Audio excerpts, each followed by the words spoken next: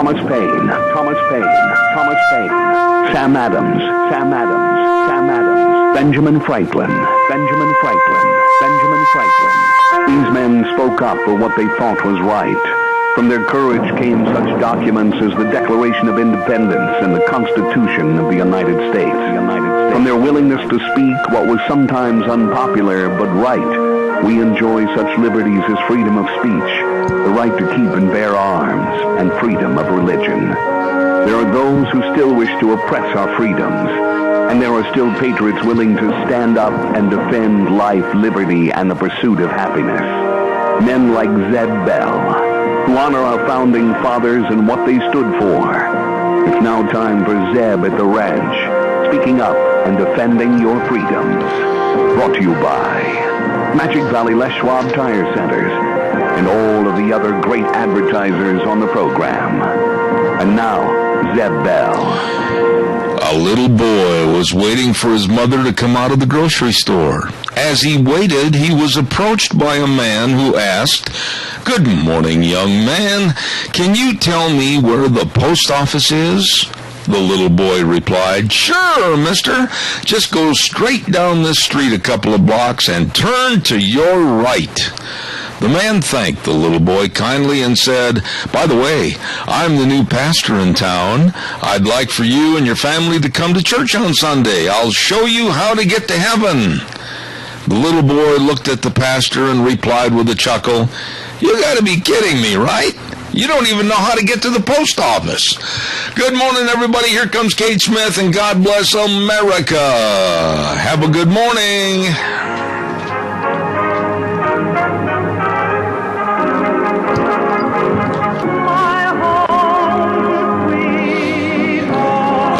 God bless America. Thank you very much, Kate Smith, and I'm Zeb Bell at Zeb at the Ranch with our major sponsor, your Magic Valley Les Schwab Tire Centers, all 7 locations serving you, and also some of our great advertisers, including Ramsey Heating and Electric at 2600 Overland Avenue in Burley. And right now, without further ado, here's the lovely Gina Jameson. Well, good morning, sunshine. Yeah, I guess. It doesn't, the clouds in the sky have really come together and caused a little bit of a conflagration out there this morning. Yes, they have, and we may even see some snow showers today. Of course, I'm sure Michael's going to tell us all about that. Well, I bet. Now, how are you doing? I'm doing well. A little bit tired, but I'm doing well. I can relate. And we'll just trudge along. Do we have a pledger? We have Miss Abigail on for the pledger. Oh! On for the weather. And by the way, may I say, Gina, before you put her on, you missed. She is an excellent violin player and played for us at the last Lunch Punch. She did. Oh, that little girl's got talent. All right. All right. Little Miss Abigail. Abby, how are you? Good, how are you? Oh, my goodness, it's so good to hear from you. Would you give us the pledge, please? I pledge allegiance to the flag of the United States of America and to the republic for which it stands, one nation, under God, indivisible, with liberty and justice for all. Abby, I want to thank you again and thank your mom for coming to Lunch Bunch this week ago. Thank you so much, and you really are talented. Thank you. Thank you. You're very welcome. What a sweetheart right there. Thank you very much. Hey, by the way, it's time for the weather, and the weather's brought to you by Cheney Flooring and Home Design, 1228 Oakley Avenue in Burley. Always look for that blue door. I'm telling you, carpet and flooring, kitchen construction, all the home decor items, whatever you need to make your house a home, they really know what to do. Their hours are Monday through Friday, 9 to 6, Saturdays 10 to 4. Please stop in. And also, I want to remind you they've got lots and lots of newly refurbished furniture. Cheney Flooring and Home Design, 1228 Oakley Avenue in Burley. Look for the blue door. And we're going to be telling you more about another girls' night out a little bit later on this morning, so you stay tuned. Right now, here's Michael Rogers' weather. Good morning, springtime weather, and you're about 3 weeks early. This is what you get when you walk into spring. So what are we talking about? Well, we've got the clouds already starting to form, and you've got precipitation in the form of rain and snow. Everything is determined by the temperatures. So in the cooler temperatures, you got snow coming out, then it'll change over to rain. This whole pattern, this whole mess is going to go all the way till Saturday night. You'll come out of it Saturday night. Sunday morning, not bad. A lot more sun, fewer clouds. But otherwise, the snow part, when it's over said and done, maybe less than a half an inch on the ground, and it's all going to change over the rain. Now, the only downside to that, where I differ with the forecast, is the fact that a lot of these storms, as I stated before, when they come across the Magic Valley, and it's not just the Magic Valley, it's just pretty much everywhere in the country, they have a tendency to kind of sit still and stall. So even though I told you less than a half inch on the ground when it's over said and done, it could just sit there and stall, and you could have maybe 1 or 2 inches. I would not be surprised. But otherwise, this is your weather pattern all the way to Saturday night. You come out on Sunday, and temperature's still going to be on the cooler side. Daytime highs in the 40s. Overnight lows are in the 30s. Winds are not going to be a problem for today through Saturday night. Enjoy the weather. It's the only weather you got. Thank you, Michael. Brought to you by our friends at Cheney Flooring and Home Design. 1228 Oakley Avenue in Burley. The number to call, 678-6945. And remember, look for the blue door. Cheney Flooring and Home Design. Merv May, come on in here. All right, it gets the steer calves here to get all the 31, 1.5, 31, 1.5, 32, 2.5. Oh, that's the chant of the world's best auctioneer, Merv May, over at the Burley Livestock Sale Yard, 1100 Occidental Avenue in Burley, with sale time this morning at 10 a.m. Merv May, Cade Rogge, and Lance Udy, all working for you. And I've got, wow, are they going to have a ripping good sale today? I'm going to give you at least a partial list of the run coming in. Rose Ranch with Brett and his family out there at Park Valley, Utah. These are really good folks. 50 head of 450-pound calves. Rick and Cole Robinson of Oakley, 60 head of 450-pound calves. Good family right there.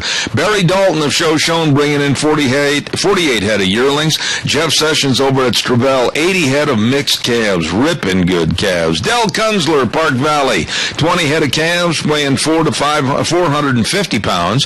Telford Ranch up at Kamima, butcher cows coming into the sale today. Larry and Carlene Hathaway, they live up at Shoshone, a trailer load of real good black heifers. Bill and Blake Wickel up at Elba, 50 head of 500 to 600-pound heifer calves, good cattle.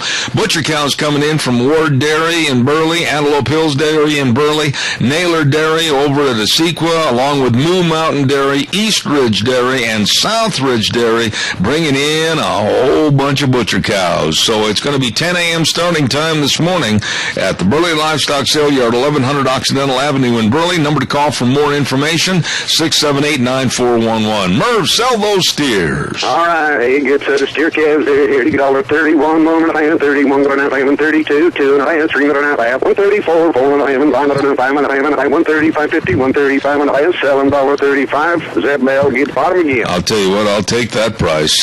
Good morning, everybody, and welcome to Zeb at the Ranch. Your calls are appreciated, as always, with your opinions. We'll look forward to hearing from you.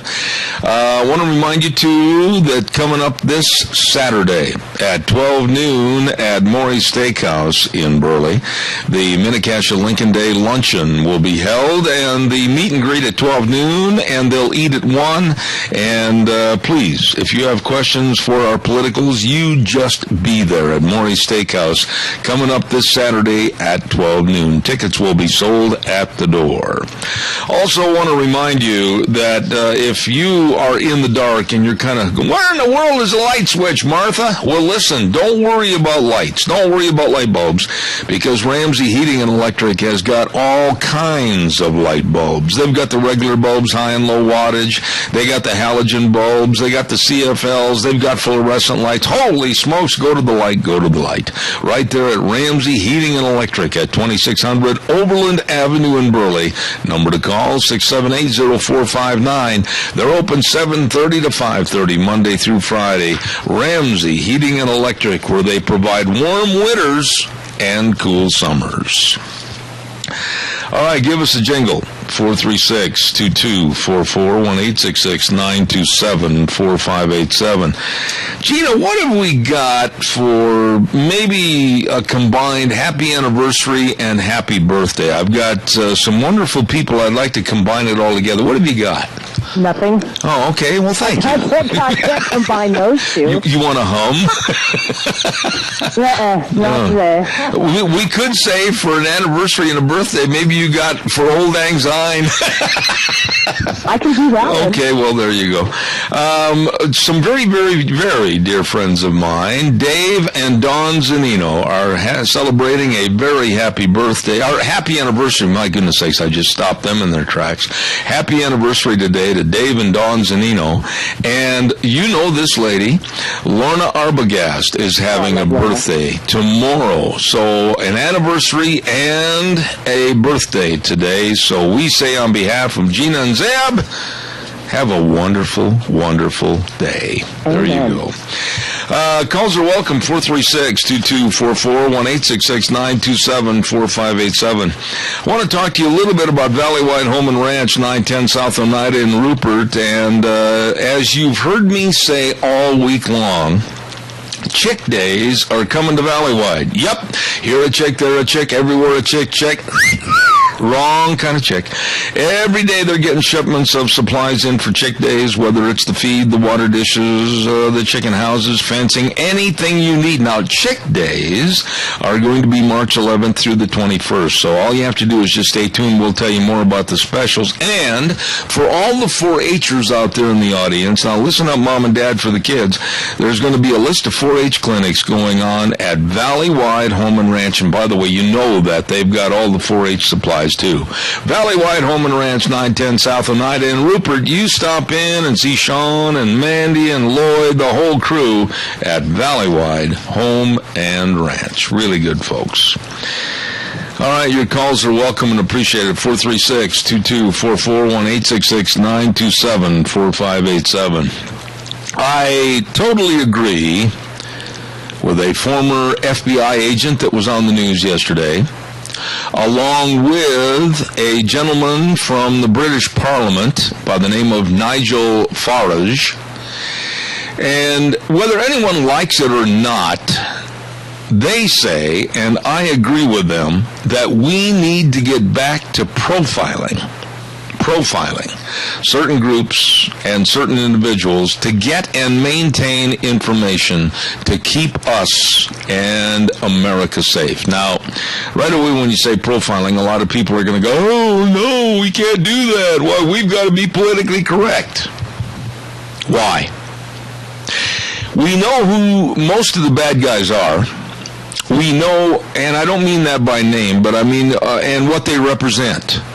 And as this FBI agent and this gentleman from the British Parliament both stated, that it's time that we Americans not be foolhardy anymore and start profiling the people that are part of our concern. Whether it's at Muslim mosques or individuals, whatever, we need to start profiling to make sure that we remain safe. Now, 3 individuals, and you know, this is really concerning to me. I went to college up in Minnesota, in Minneapolis, and I don't understand why Minneapolis, Minnesota is such a hotbed for terrorism, trying to get out of this country, go to Syria, or go to meet ISIS headquarters people, and then come back and probably try to do mayhem to this United States. I don't understand this, but I thank the good Lord above that so far our FBI and our information sources have tracked them down. They caught 3 yesterday, and it was only because those 3 were basically pretty stupid in the way that they had got on the internet and had basically told everybody what they were going to do. They were going to try, and this is what happened yesterday. This is not coming from me. They had a very Swiss cheese plan to try to shoot President Obama and then cause other mayhem, and they have been arrested and are now being detained.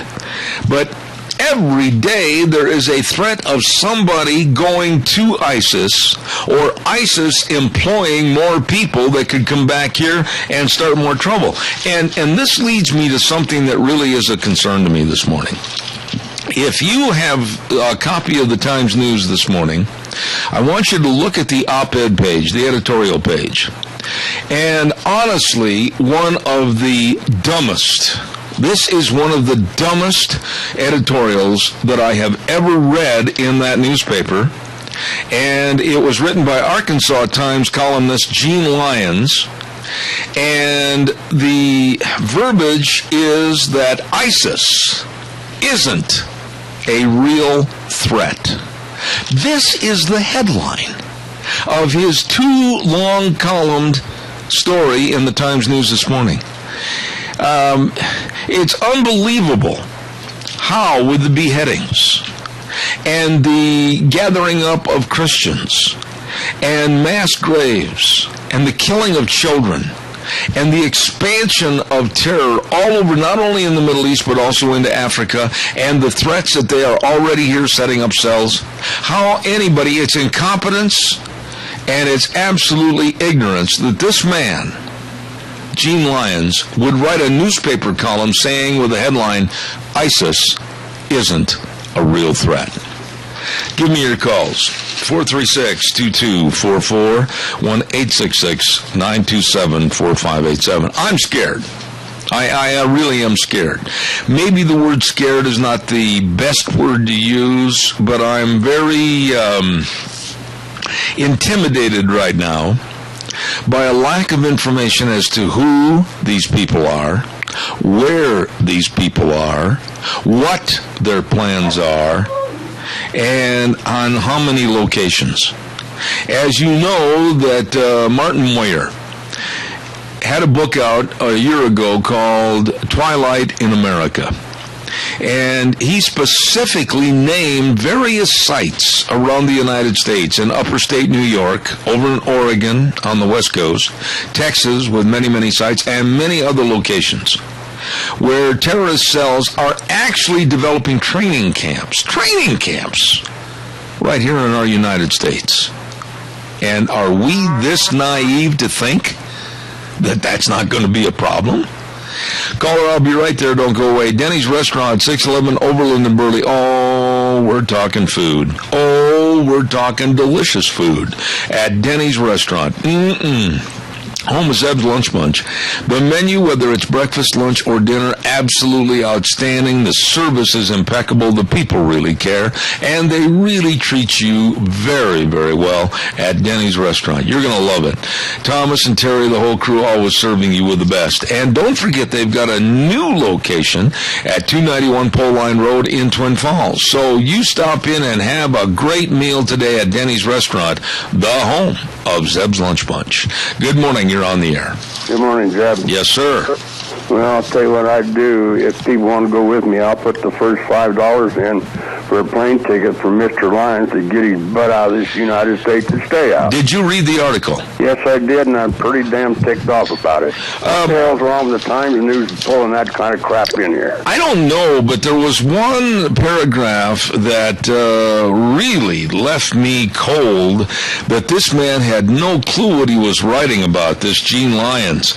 And basically, the whole story, and I think you'll agree with me, was, oh, come on, America. Oh, come on, you television commentators and radio people. ISIS isn't a threat. You're just making it up. Isn't that basically the gist? That's about the way it is, and I'll tell you what, he's one of these kind of guys that'll sit back and write this crap, and then when somebody comes after him, oh, heavens help me, I'm being attacked. Al, well, mister, you asking for it, go shut your damn mouth. Al, how can you or anyone minimize the fact of the brutality and the inhumaneness of cutting and severing the heads of 21 Christians and burning a pilot from Jordan alive, and then all the other deaths and mass graves and the crucifixion of children? How can you minimize the terror threat and say that they're not a threat? This is absolutely unbelievable to me. You can't minimize it, because it's going to go right back like it was when Japan attacked Pearl Harbor. We were sitting there, oh, they're okay, they're our friends, we just shipped them a whole bunch of steel. Well, people, wake up, because it's going to happen, and it's our fault. Absolutely. Al, thank you very much as always, and I hope you're feeling better. Have a good one. All right, sir. Caller, I hear you. I'll be right there. Don't go away. I want to remind everybody about Berry Equipment and Rental. 3 locations, South Lincoln and Jerome, Addison Avenue West in Twin Falls, and the big new location at 159 West Highway 30 in Burley with old Nick and the crew. Man, I don't know how they park everything on the property. They've got it all. Coyote tractors, Doosan loaders, Walker mowers, the Bobcats. Great financing available to you. Spring around the corner, and they're ready to have you get a jump on everything you're doing. Just stop in and see them today or give them a call, and they can help you absolutely with retail equipment sales, equipment rentals, and parts and service at Berry Equipment and Rental in Jerome, Twin Falls, and 159 West Highway 30 in Burley. Good morning, caller. You're on the air. Talk to me, caller. Good morning. Yes, you're on and off on me. Maybe it's my phone. But anyway, what I wanted to tell you is that's the liberal Times News shouldn't even printed that. They should have trashed it. I think it was very, very poorly written to the point where it tried to minimize or even exclude a threat that all of us as Americans should be very alerted to, because these people are coming to not only this country, but any and all countries in Europe, British countries, cities, I should say. This is something that cannot be minimized right now. That's right. Sure they are. They're going to continue to come and come in greater, more people all the time. Let me ask you a quick question and a short answer on this, Fred, but I am absolutely an advocate that we should be profiling. I'm absolutely an advocate that we should be doing everything we can to find the bad guys in our society, some of which may even live in this area. I think everything should be done to find out who they are, and I'm not really too concerned about whether their feelings get hurt. Well, I'm the same way. There's no question about that. I'll profile them. I'll bet you would. God bless you, my friend. Have a great day. Thank you, Fred. I got to run. Thank you very much. Good man right there.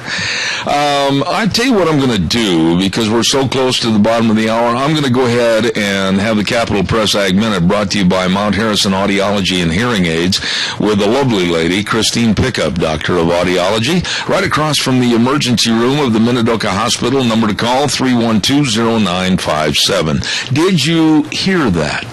Well, if you didn't and you are having hearing problems, you'd better give her a call and schedule a hearing screening test. 312-0957. Mount Harrison Audiology and Hearing Aids with Christine Pickup. Please, did you hear that? Right now, here's the Capital Press Ag Minute. Today's Ag Minute brought to you by the Capital Press, the West Ag Weekly. Producers are changing the way they care for their livestock as increasing regulation and consumer awareness bring more scrutiny to the use of antibiotics in animal agriculture. New guidelines from the FDA have effectively eliminated use of the drugs for livestock growth promotion or feed efficiency, and even more restrictive rules are being considered at the federal and state levels in an attempt to curb antibiotic-resistant bacteria in humans. New herd management practices and advances in vaccines and nutrition have led to healthier animals, says David Daly, interim dean of California State University, Chico College of Agriculture. The CDC estimated that antibiotic-resistant infections caused 23,000 deaths and 2 million illnesses. This is Brandon Tenner. For more agriculture news and information, turn to the West Ag Weekly, the Capital Press, and capitalpress.com. Absolutely, I urge you to call Mount Harrison Audiology for a hearing screening with Christine Pickup, Doctor of Audiology, 312-0957. You give her a call today. Thank you to Mount Harrison Audiology. Calls are welcome and appreciated. 436-2244, 1-866-927-4587. In a related story to what I was talking about, profiling and our defense, etc., I absolutely, and I hope you saw this on the news yesterday. I really do hope you saw this story and kind of shrugged your shoulders and shook your head in disdain like I did. Secretary of State John Kerry. I have never liked that man. I've never trusted that man. And I've come right out on this radio program and said after what he did with his Vietnam experiences, I think he is a traitor to the United States of America. That's my feelings about John Kerry. He stated yesterday, and I'm sure many of you like Al are aware of this, that now, right now in this country, we, as a public, are safer than ever in the United States. And it's a good thing I wasn't walking across the floor with my crutches, because I'd have done a triple somersault in a barrel roll, because I just about fell over. I thought, what are you saying? Would somebody please pour this man some coffee, evidently to sober him up, as we look at right now terrorism on the rise all around the globe. And we have more enemies because of a severely lacking foreign policy. Nobody respects us anymore. We're looking at China and North Korea and many others just basically looking down their nose at us. And don't think for a minute that this problem with Russia and the Ukraine is going to go away. And what about ISIS and Al-Qaeda and Iran with a sick, perverted deal that we're working behind the scenes that might even allow them to get a nuclear weapon? And we're talking also about the threats of another terrorist group called Boko Haram. And John Kerry, Secretary of State, comes out and looks at the camera and says, well, we're safer now than ever before in the United States. You have got to be kidding me. And what really bothers me about this man is that this administration, Obama in particular, seem to be, I'll use the word exclusionary. In other words, they take certain items and they go, oh, that's not that big a deal. Kind of like this article that was written in the paper by columnist Gene Lyons. They try to minimize the problem. Oh, well, that's not that big a deal, not to worry. No, we're not going to worry about Boko Haram. No, we're not going to worry about Al-Qaeda. No, we're not going to worry about ISIS. No, we're not going to worry about North Korea. But you know what? This leader is blaming the media. Obama actually is saying that the media is overhyping. And remember how he tied that into a story about 6 weeks ago? And he said he would like to see a centralized news source getting the information out to the public, which is nothing more than a communistic control type thing. This is our news. Take it or leave it. And he actually blames the media for overhyping these situations. That's how perverted this administration is. Calls are welcome, 436-2244, 1-866-927-4587. I'm not sitting here and saying, oh my goodness, Chicken Little, the sky is falling, but we need to be aware. We need to be aware. I don't care if you're going to visit Aunt Martha and Uncle Fred someplace, or if you're going to go see the kids or the grandkids or whatever. You need to be cognizant. You need to be aware. The world, and especially here in the United States, is not just a yellow brick road going to the Wizard of Oz. You need to be very aware. You need to be understanding of your circumstances as to where and when you are at a certain location. And I don't care if you're flying, you need to be very cognizant of something that doesn't look right or smell right. You'd better go tell the people so it can be checked out. Whether you're taking a train, whether you're taking an automobile someplace, you need to be very cognizant of what's going on. Don't forget our friends at Scow's CarQuest Centers, auto and truck parts in Rupert, Hayburn, and Burley. Now, old Jeff's been on the program, and he told you that right now is a great time to schedule those filter surveys. That's right. Get them done. Get them done. It's a great way to save time. If something breaks down this spring, all you have to do is just give them the truck number, beep, beep, and you're all taken care of. I'm telling you, Scow's CarQuest is teamed up with Baldwin Filters, the best heavy-duty filters in the industry, and they've got got everything for you. All the replacement products, let me say that again without biting my tongue, all the automotive replacement products, accessories, and supplies for virtually every vehicle. These folks are the best. You tell them Zeb sent you. Scows CarQuest, Auto and Truck Parts in Rupert, Hayburn, and Burley, working for you because every detail matters. All right, give us a call. 436-2244, 1-866-927-4587. Oh, by the way, while I'm waiting for your phone call that I know is coming in, I also want to remind you that Dr. History on Tuesdays absolutely is now sponsored by, I've got telephones ringing, I've got everything going on here. My goodness, I put a duck quack on my ring from my cell phone, and it is kind of annoying. But anyway, I want to remind you about Minnecasia Sales, 1321 East Main in Burley with Zach and Joanne and the whole crew. Man, they've got everything for you at Minnecasia Sales, right across from the Burley Airport. I mean, windows, garage doors, back doors. I put a brand new door in from those folks. They are really good to work with. And also a distributor for the Tartar Ranch and farm equipment. Everything you need right there at Minnecasia Sales, 1321 East Main in Burley, bringing you on Tuesdays, Dr. History. Good morning, caller. You're on the air. Good morning, Mr. Bell. How are you doing this morning? Well, hello there, Mr. Sunshine. What's going on? Well, you know, we sit back and look and we see world history repeating itself. We're right back to the same dilemma we was with World War II. The whole world sits back on their butts and see all this going on, and ain't going to happen to me then pretty quick. It's going to end up in World War III. George, let me ask you a question right there. You served in the military. You served our country. You do so much to serve your community. Why is it that I get the feeling, on purpose, this administration is trying to dumb us down and create a very naive and backward population? I don't know. I think that with his Muslim roots, that he would like to see them prevail. That's my personal thought. Yeah.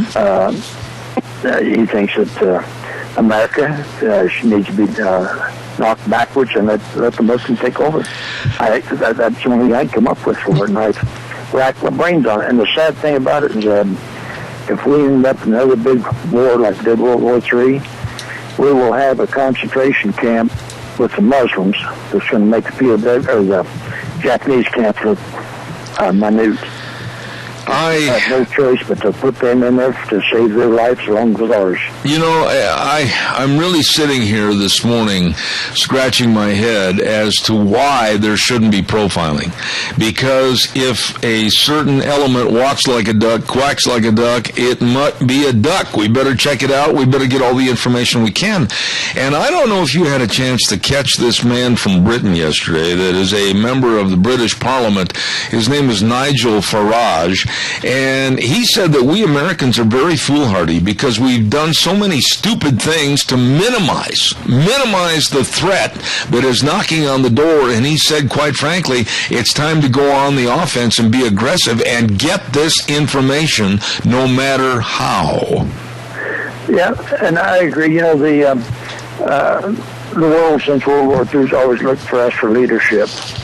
And I think they're begging for us to step up and take a role because none of the others want to, I guess, or don't know how or have the fortitude. But they're waiting for us to take a step up and be Americans, and I think you're going to see every one of them fall in line with us. I hope you're right, and I hope it's sooner than later because, Nero fiddled while Rome burned, and quite frankly, Obama's got a set of golf clubs in his hands, and I think that's the problem. Yeah, time's running out. Yep. George, as always, a dear friend, thank you so much. Say hello to your lovely bride. Thank you for calling in. All right, I just leaving Oakley, and it's snowing up there pretty good. My wife just came in and handed me a note and said that, so drive carefully out there, please. Yeah. See you later, George. Thank you very much.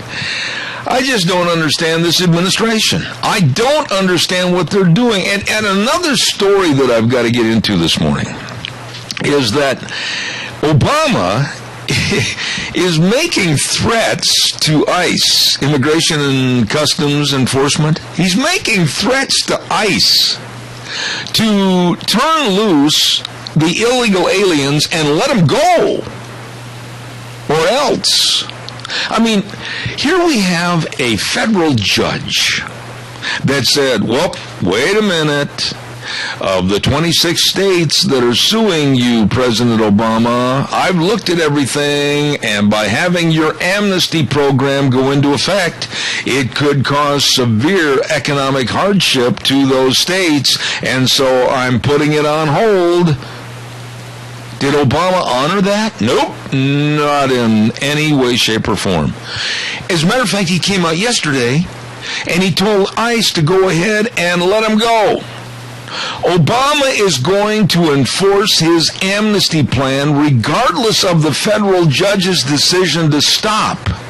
And for anybody out in this audience listening right now, when does the president start writing and changing the laws? That is not his job. That is not any part of what he is supposed to do with the Constitution.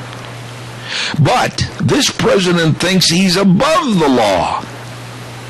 He does not make the laws. He is to make sure that the laws are enforced. And I see a situation in this country right now to where it's not a president. It's a king with dictatorial powers. Calls are welcome, 436-2244, 1-866-927-4587. Hey, by the way, later on this morning, we're going to be talking to a very nice man, Cordell Sheridan, up at Sheridan Ranch 20th Annual Production Sale. They're going to have that sale March 7th coming up in just a matter of days at 1 p.m. at the Burley Livestock Sale Yard. Oh, yeah, and Cordell and his family have put their life's blood, sweat, and tears into some really top-notch cattle. They're selling 70 head of bulls, Gelbvieh, Angus, and Balancers, and Gelbvieh, Angus crosses are the Balancers. 15 head will be coming 2-year-olds, 55 head big mature yearlings. And I'm telling you, these are range-raised bulls. Their cattle are raised out in the rocks. They know how to handle themselves out in the open country. They are good. So please, make that on your calendar right now. Sheridan Ranch 20th Annual Production Sale, March 7th at 1 p.m. at the Burley Livestock Sale Yard. Lunch will be available, and it's going to be a ripping good sale. Okay, we're going to have Cordell on next hour, as a matter of fact. All right, give me a call, 436-2244, 1-866-927-4587. You hear about Hillary Clinton? She broke the law and doesn't care. You know, is it just me, or do you have the feeling, honestly, I want you to call me and let me know, do you have the feeling that it's already cut and dried and hung up out in the garage as to who the media wants to run for both the Republican nomination and the Democratic nomination? Yep, I honestly think it's all cut and dried in the media. The way that they write their stories, the way that some of the news stories are constructed and everything, it's almost a slam dunk. Well, it's going to be Jeb Bush against Hillary Clinton. That's shameful. I certainly hope and pray it is neither of those individuals.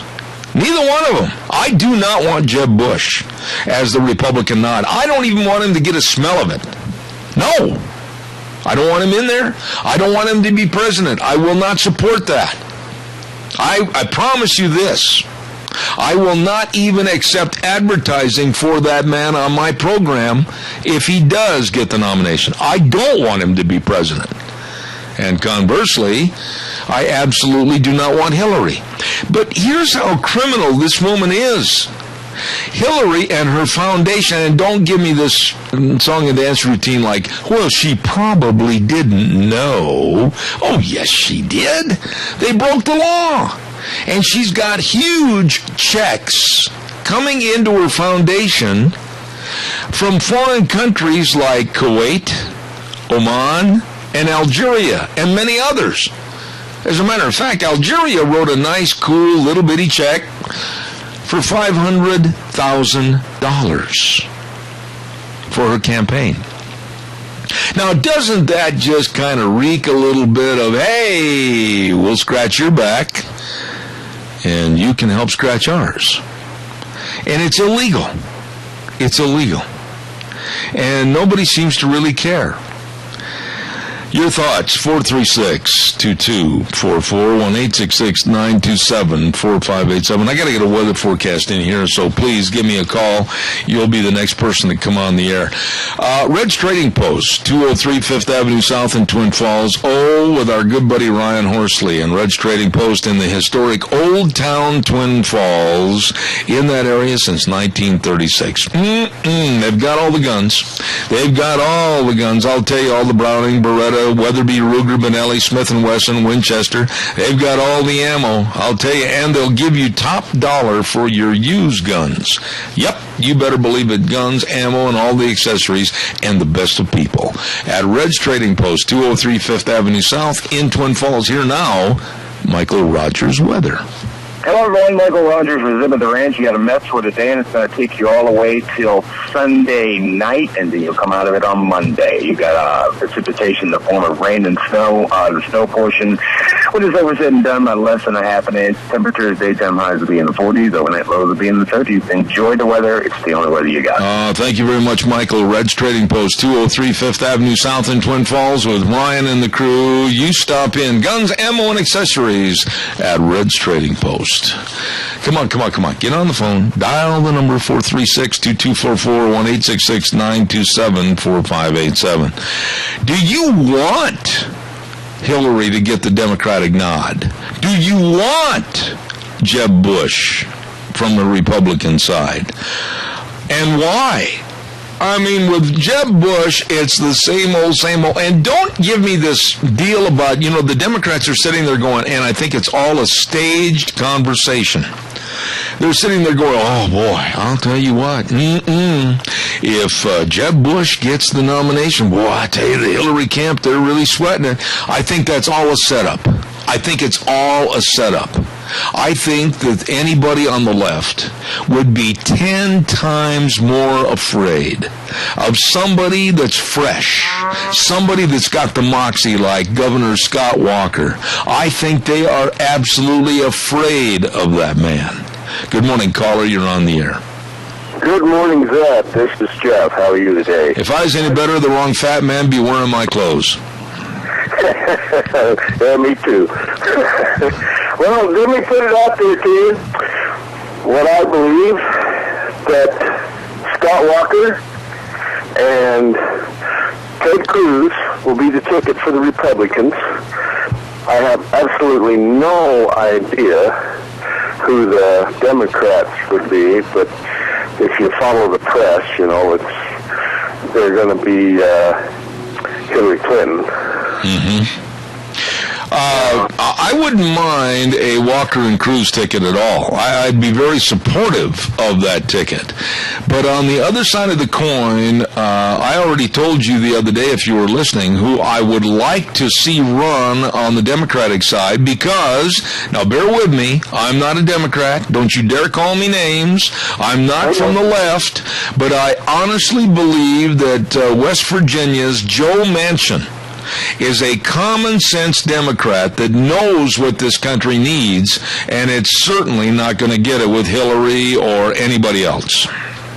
Well, they're not going to put somebody in a Democrat that's a Democrat that knows what the country needs, that actually knows what's going on.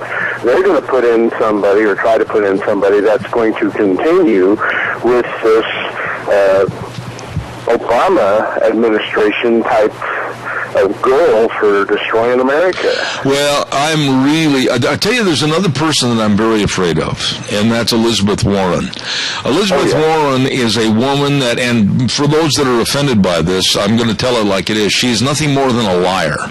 She has lied about her heritage and her ancestry just basically to get votes on her last election within her home state, and she is nothing but a fabricator of the truth, and she's proven it. And yet, I am really afraid that if there is somewhat competition between her and Hillary, and she takes the lead, it could be even further to the left than Hillary Clinton. Yeah, I got more Native American in me than Elizabeth Warren does, and I can prove it. Okay. But anyway, hey, man. On the other subject, this morning you were talking about what Kerry was setting up with Iran and their nuclear program, it sounds to me like he wants them to acquire the technology and the ability to produce nuclear weapons so that they can start something. You know, this is going, I'm going to go back onto the history thing again, but World War II, we're going right down that same road. Yeah. We're being sit back and not paying attention and not caring what's going on in the rest of the world. At least that's what the way the government is. I've called Obama a Neville Chamberlain before. He is, in my book. But as soon as they get the nuclear weapons, you know what's going to happen. Well, I'll just interrupt you there, Jeff, because I got to get some of the people on. But I'll say this: I am very concerned about the very poor attitude this administration is showing towards our biggest and best ally and friend in the Middle East, and that's Israel. I'm just embarrassed for the way that all of a sudden they're going to be out of town when Netanyahu shows up here next week. That's entirely rude, and it's absolutely not the way to treat a friend. And I look at John Kerry and Obama and Biden, and I look at them with contempt for the way that they have hurt some of our best allies. Absolutely. Israel is one of our best allies in the Middle East region, and we don't need to be making them mad at us. I agree. Hey, listen, it's always good to hear from you. Thank you very much. Appreciate it. Take care. You bet. Bye-bye. Calls welcome, 436-2244, 1-866-927-4587. You know, I don't care if John Boehner invited, on behalf of the House of Representatives, Benjamin Netanyahu to speak. I don't care. I really don't care if he didn't consult with the president first. I don't care, because it's public knowledge that Obama and Netanyahu really don't like each other. And so why wait and go through the channel of Obama and then Obama saying, nah, I don't want to talk to him, I'm going to find a way to be out of town and everything. I don't blame John Boehner for treating Israel and Netanyahu with respect at a time in the world when everybody is rearranging their weapons and aiming them at Israel. I think it's extremely rude and it's extremely stupid for the treatment that Israel is getting from Obama, Biden, and John Kerry. Stupid and rude. It doesn't get much worse than that.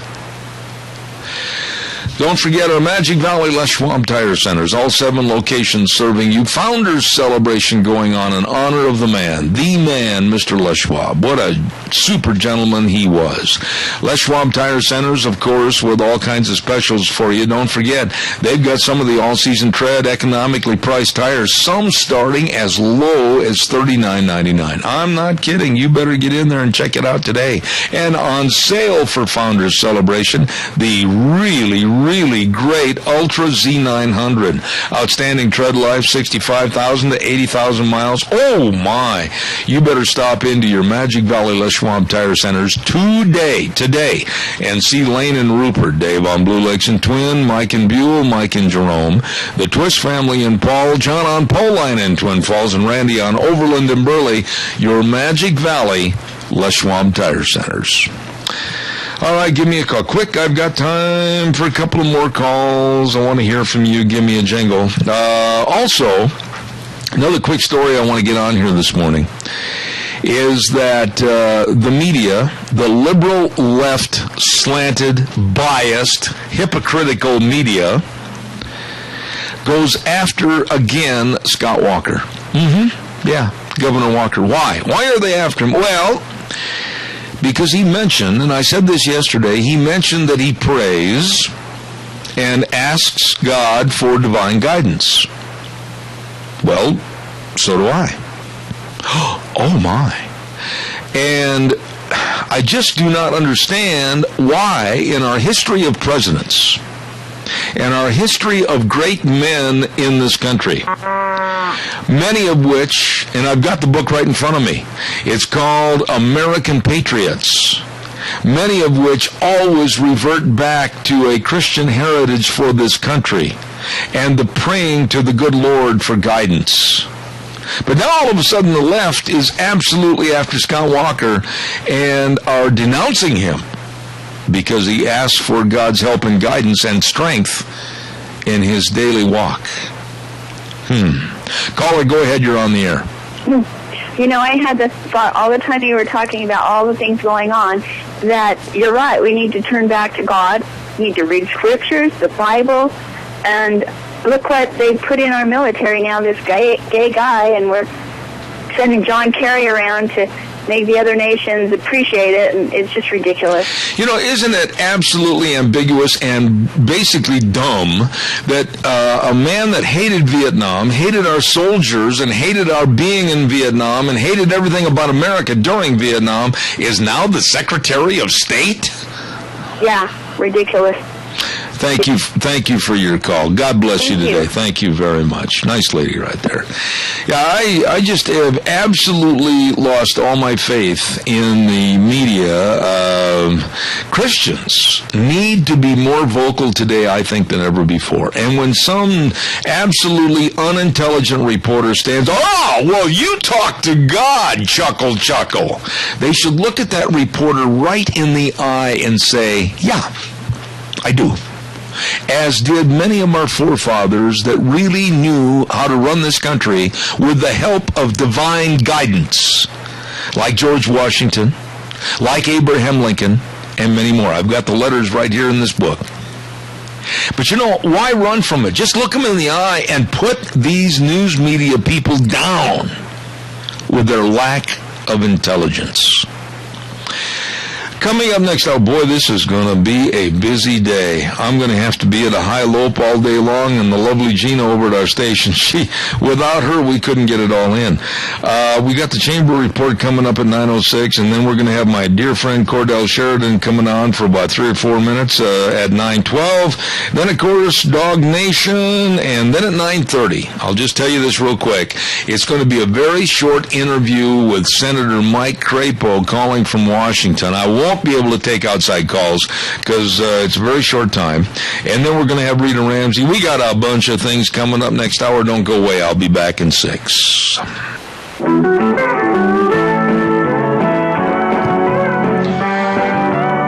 good morning. Lots of angel dandruff up in the South Hills right now. Snow, snow, snow. Good morning. I'm Zeb Bell at Zeb at the Ranch with our major sponsor, your Magic Valley Les Schwab Tire Centers, all 7 locations serving you, along with some of our great advertisers, including Ramsey Heating and Electric at 2600 Overland Avenue in Burley. We're going to have the Chamber of Commerce report in just a moment. First and foremost, I want to say thank you very much to Joel Heward, manager, and his family and staff in Hanson Mortuary. Wonderful people. You know, the passing of a loved one, everything's in turmoil, and I mean, you just throw everything up in the air and you don't know what to do, cross all the T's and dot the I's. They can help. They will help. And they'll help you with all the arrangements, with the highest ethical standards and unquestioned integrity. Please write the number down and give them a call. 436-5636. That number again, 436-5636. Hanson Mortuary, 710 6th Street in Rupert with Joel Heward serving you. Also, real quick, before we go any further, I want to remind you about Cheney Flooring and Home Design. And later on this morning, I'm going to have Whitney on the phone, and I've got about 4 or 5 minutes. I'm going to ask her a bunch of questions about another girls' night out coming up on March 6th. Don't miss it. And all the refurbished furniture and all the home decor items and the carpet and the flooring and the kitchen construction. These people are busy beautifying your home. Cheney Flooring and Home Design. 1228 Oakley Avenue in Burley, 678-6945. Look for the blue door. Really good, folks. Right now, it is time to go on over to the Minnecasia Chamber of Commerce, over the river and through the maybe snow. Here's the lovely Kay Cameron. Good morning. Good morning. How art thou, my dear? I'm great. It's a beautiful day. It's a little cooler than it has been, but it's still a beautiful day.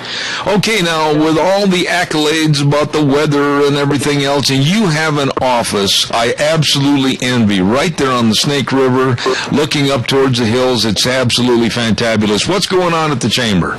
Well, I can't see the hill, so I assume they're getting snow up at Pomerelle, which is great if anybody wants to get out and go skiing or snowmobiling this weekend. We can always use moisture, so that's kind of exciting up there. But first of all, I just want to give a big shout out to everybody who has been involved with the Music Man production at the King Fine Arts Center. I went and saw that show last night, and it's fantastic. I heard really good reviews about that, and I have not heard one negative review, and that's great. Yeah, so if you get the opportunity, go check it out. It's fantastic. I took my kids. They enjoyed it. And it was great. So just get out, go. Great job to all of the participants. They were fabulous. So it actually made me, when I was driving away, I thought, I'm so proud to live in a community where we have such talented people and such great opportunities to see such great things. I got to ask you, my favorite song out of that production is 76 Trombones. Did that really get the audience going? Oh, yeah, it's a great song and lots of excitement, so it was a lot of fun. Okay, what else is cooking, Kay? Well, the other thing cooking that I want to talk about, and I actually happened to hear yesterday when I was out running some errands, you had Debbie Critchfield on the phone talking about school bond, and my name happened to come up, and so my ears kind of perk up a little bit. But I just want to let the voters know that this school bond is important. The Chamber of Commerce Board of Directors has taken a position to support the school bond. They feel the growth in the community is coming, it's happening.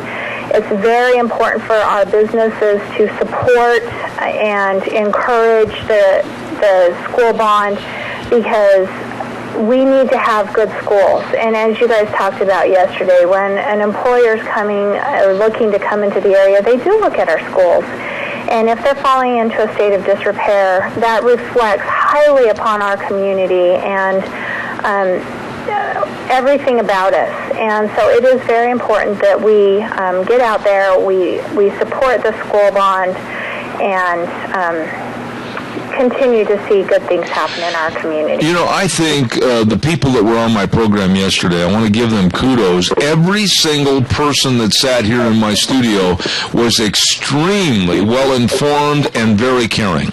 Absolutely. And I'll tell you, if you have questions, some of my board of directors have had the opportunity to go out and to tour parts of different facilities. So they can say that they have seen it. If you have questions about this, go and look, and so that you can see firsthand what is going on. I haven't been able to get into every facility, but I've seen parts of some of the facilities, and there really is a need. And so if you have questions, go see the facilities. Don't just be a naysayer and against it until you can say you have seen it. And Absolutely. If you see it and you still disagree, that is fine. But get out there and see it. Absolutely. Well, Kay, listen, I know there's a lot of people listening that probably say, well, gee whiz, Chamber of Commerce, how do we get a hold of them? And I know you're going to give us that answer. Yes, come by and see us. We're located at 1177 7th Street in Heyburn on the beautiful Snake River. Give us a call at 208-679-4793. Look us up online at manicagichamber.com. Find us on Facebook, Twitter, and LinkedIn. All right. You know, Kay, I appreciate you every Thursday coming on this show. Thank you. Director of the Mini-Cassia Chamber of Commerce, Kay Cameron. God bless. Have a great week. Thank you. You too. All right. Thank you much. Bye-bye. Nice lady right there, Kay Cameron. And we're going to have our next guest with us on the phone momentarily. I want to remind you about Let's Ride, Highway 24 between Rupert and Heyburn, or Rupert and Burley, whichever you prefer to say. And that is where the fun is sold. Just walk in the front door and stop right there and look around left to right, right to left, down the middle, everything. Look at all the ATVs, look at all the dirt bikes, look at all the accessories. My goodness, get in there today. And they've got something for everybody over there. And don't forget rebates on the dirt bikes right now. And they're urging you to get your four-wheelers over there and get them serviced in the service department with Scott and the crew. Good folks over there.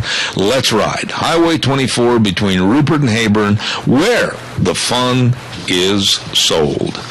Also, while you're on Highway 24, you're just a stone's throw away, if you got a pretty good arm, of stopping in to Cameron and Siemens Insurance, Highway 24 in Rupert. Life insurance, health insurance, retirement planning, employee benefits.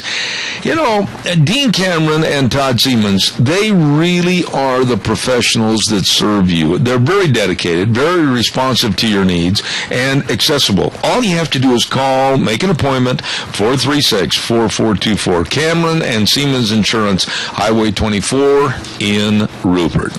Right now, I want to go to the phone lines, and I want to talk to a real live cowboy and cattleman that knows all about good bulls, because they're going to be having their 20th annual production sale coming up on March 7th at 1 p.m. at the Burley Livestock Sale Yard, and that's, of course, Cordell Sheridan with Sheridan Ranch. Good morning, Cordell. How are you? I'm doing good, Seb. How are you this morning? Well, I'll tell you, not bad. I'm going to ask you the first question, nothing to do with cattle. Are you getting any snow up on the hill? A little bit. Just a skip this morning, but it looks like it maybe put down a little more on the mountain. All right. Yeah, we're needing a little more. All right. Well, now, Cordell, 20 years you've had this production sale, and I've talked to a lot of people that have the utmost respect for your bulls and the way they're raised. Give us a little background on these sales over the many years and how it's been built up over the years to now your 20th annual production sale. Well, we started out with the Gelby cattle, which have done really good for us. They're real popular with the cattlemen that crossbreed. They use those on their Angus or Hereford cattle and make a real good productive cow.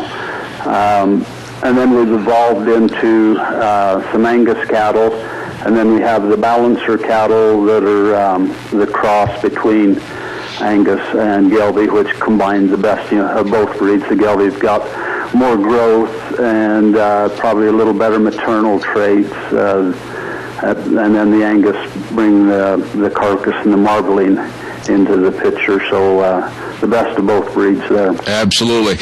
Now, one thing about your bulls, they're not a bunch of wussies. These bulls have been out in the rocks and the sagebrush, and they know how to handle themselves, don't they?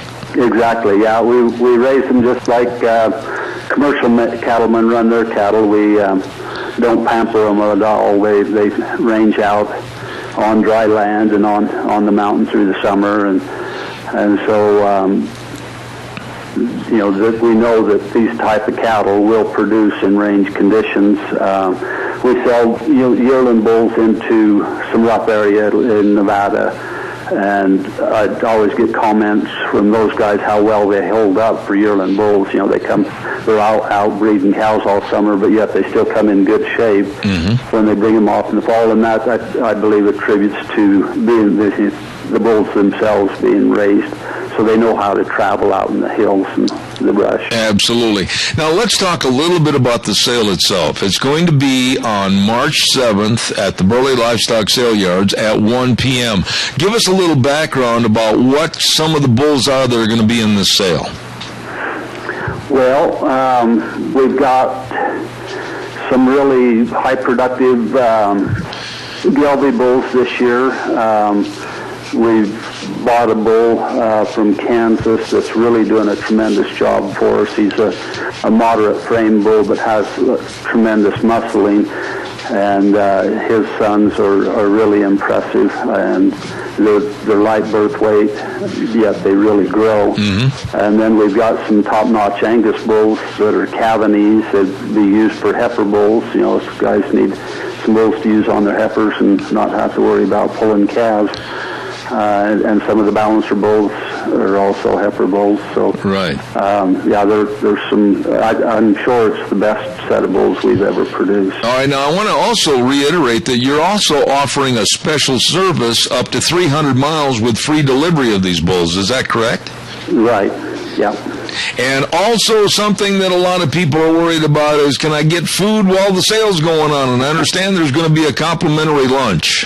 Yeah, Patty, my wife, she always does the lunch every year and does a good job with that. I'm proud of what she does there. So yeah, don't go somewhere else and eat lunch. Just come to the bull sale and look at the bulls and eat lunch and be ready. Now, what about information before the sale? Do you have a catalog? Do you have pictures? Do you have anything else for the listeners around the area that might want to learn a little bit more about these bulls before March 7th? Yeah, we have a catalog that we could send to people, or it can be downloaded online off of our website, which is SheridanCattle.com. Okay. And it's a downloadable catalog there, or you can look at it online. And there's pictures there.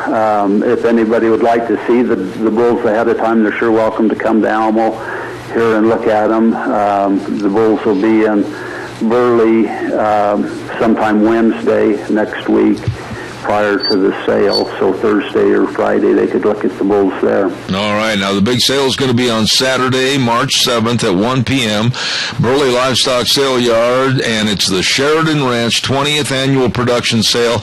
Anything else about these bulls in this sale? Go ahead, Cordell, if you got any other information.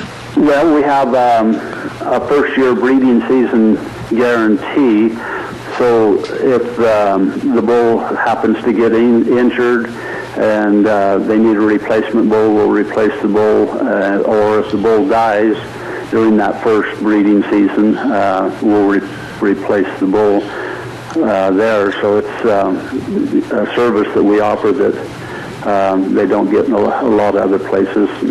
Absolutely. A little extra assurance. It's always that first season, it seems like, when if something's going to happen, it will happen to those bulls. So I understand. Now, do you mind if we give your telephone numbers out? If they have questions, they can call you direct? No, that'd be fine, Zeb. Why don't you go ahead and give us those numbers? Okay. The best number to get a hold of me is area code 208-430-5532. That's my cell phone, or the home phone is 208-824-5531. Okay. And ladies and gentlemen, I'm telling you, this man and his family have really spent a lifetime in building up one of the best bull herds around the country. Sheridan Ranch 20th Annual Production Sale, March 7th at 1 p.m. at the Burley Livestock Auction Yards.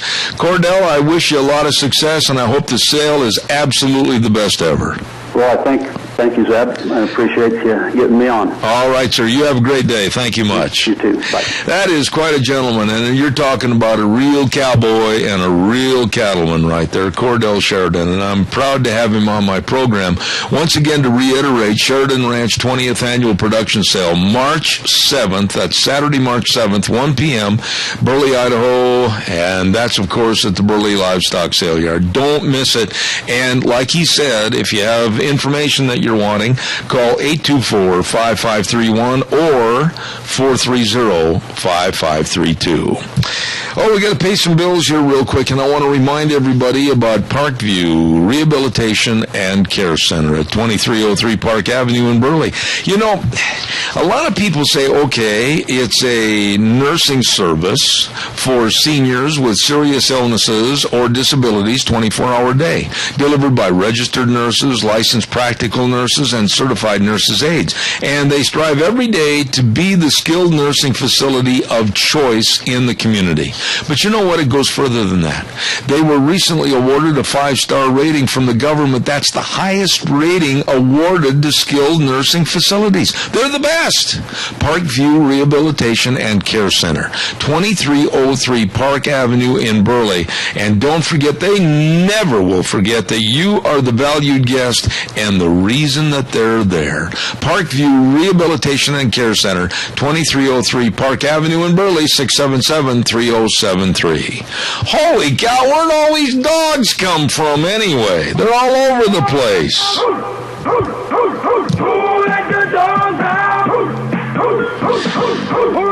Oh my goodness, there goes a dachshund followed by a St. Bernard. Hey, stop him. He's got the goodies around his neck. I understand that Officer Mort is not with us today, but we have now Officer Jameson, and she's sitting there in her khaki uniform. Well, jeans, if that's close enough. But, yeah, I'm going to be filling in for Officer Mort today for Dog Nation. Of course, they really don't have any pups that they wanted to feature. Mort and I talked about this. What they did want to talk about is the new shelter coming up. Of course, everybody knows that they've been working on this new shelter for quite a while now, and they are still in need of donations. It's going to cost them about maybe $10,000 more to get that facility with all of the kennels up and running. So if you can donate $5, you donate some time, you can donate kennels, you can, contact the shelter at 438-2200, or you can contact Officer Ken Mort at 670-7268. Ask them what they need, and they'll tell you, hey, this is what we're in need of, and if you could help out with that, that's great. Of course, they're always in need of dog food and blankets and things. You know something? This is a project that really needs to be enhanced and really needs to be announced. I've known Ken ever since he was a little boy. Seriously, I was his baseball coach, and I've got the utmost respect for what he does as Minidoka Animal Control Officer, and I tell you what, his word's as good as gold with me, and the way he takes care of these dogs is something to behold. Well, okay, so they put it out on the Facebook page, and I found this rather interesting. Since Officer Ken Mort has taken over the shelter, this last year has been the best rescue year in the organization's history. Really? Seriously. In 2014, every dog that they could possibly have placed out or adopted or have adopted out has made it out. They went to rescues.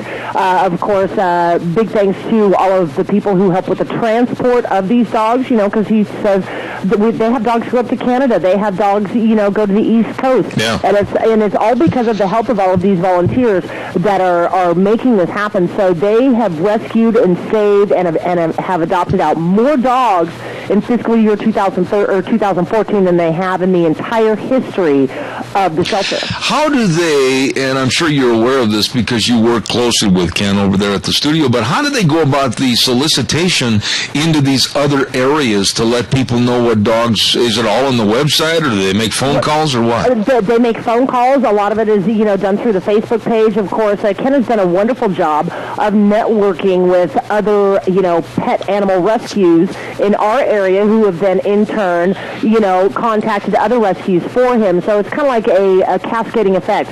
Ken contacts one, who contacts another, who contacts another, and so everybody's kind of interconnected in this networking of trying to rescue these dogs. And so if they don't know of somebody who is looking for a particular type of dog, well, somebody else might know of someone. So it's just, kind of word of mouth, and it's really, really grown. So basically, Ken Mort and Minidoka Animal Control, they've developed basically a network, not only to find these dogs homes, but a very humane way of getting these animals a loving home.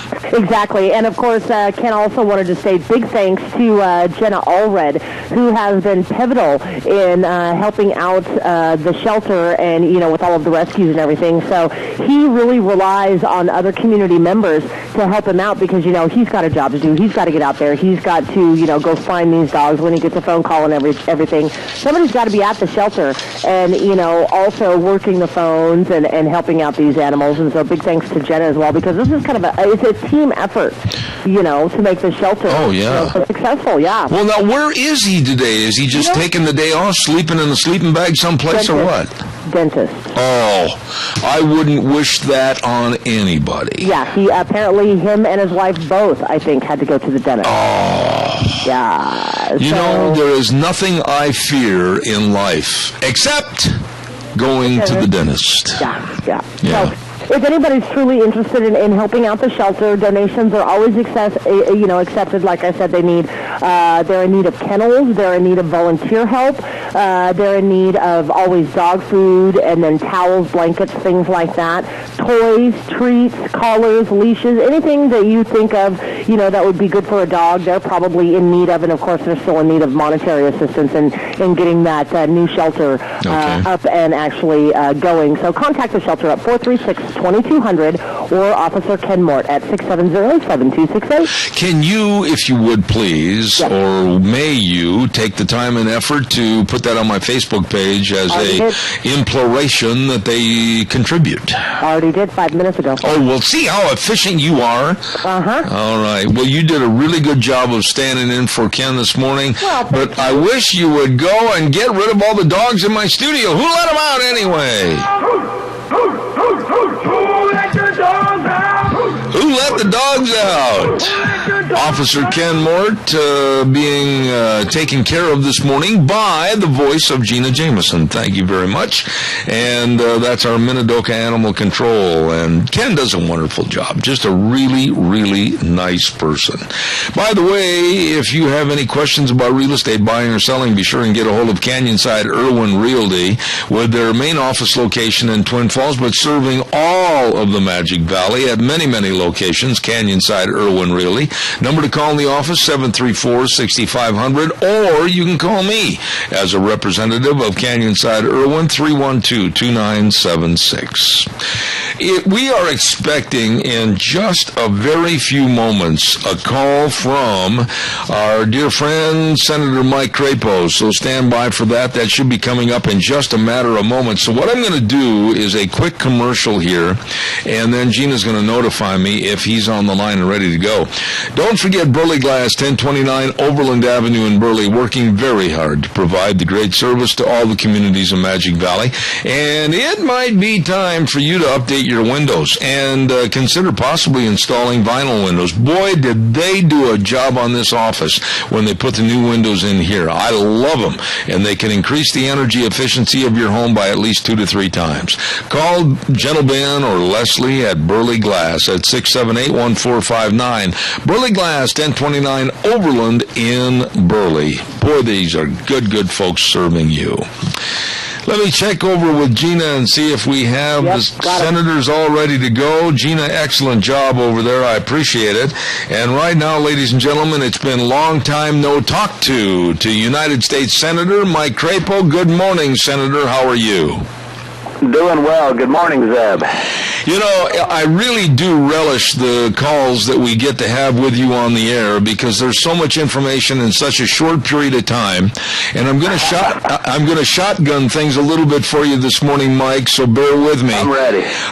Keystone Pipeline. I had a feeling that Obama was not going to sign it. I knew he was going to veto it. But where do we go on that matter now? What happens next? Well, you know, you're right, the president's been leading America along for years. We have not even been allowed to have a vote on it because the Senate was locked up by Harry Reid's leadership for years. Now we've got it. We voted. We beat the filibuster by getting 63 votes. The president's vetoed it, so now we need 67 votes. The probability is the Democrats are going to be able to hold and protect the president's veto. But, you know, there's a lot more than 67 senators who've been telling their constituents that they support the Keystone Pipeline. So there's going to be some senators who have some explaining to do. And my reason for pointing that out is that if we are not able to overturn the veto, I don't think the fight's over.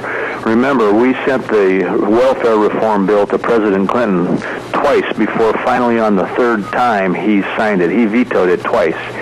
And I think this is an issue that has such broad public support in America that the fight must be continued. When you look at people like Senator Joe Manchin and Claire McCaskill, et cetera, Democrats on the other side of the aisle, that's already a couple of votes right there. Can't they really swing this thing as a return to the president's desk?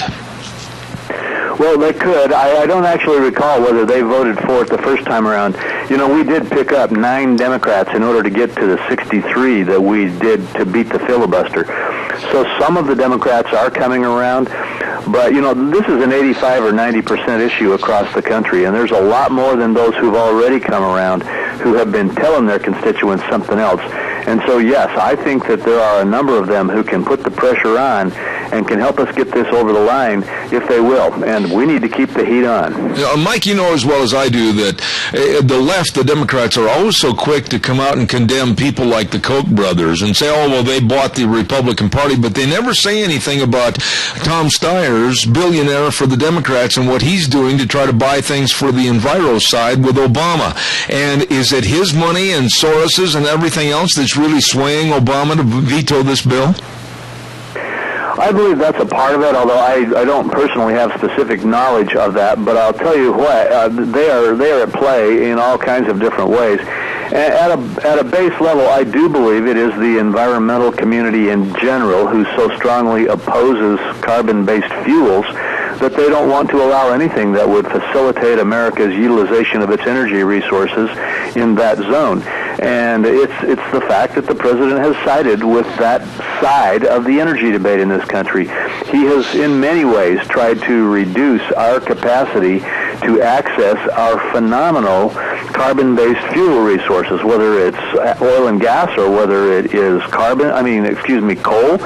And this is just one more of the parts of that where the president is finally having to step up and admit, after saying to people for years now that, I just need to have further review, we've got to go through the process, but I'll sign it eventually. Well, we know he's not going to.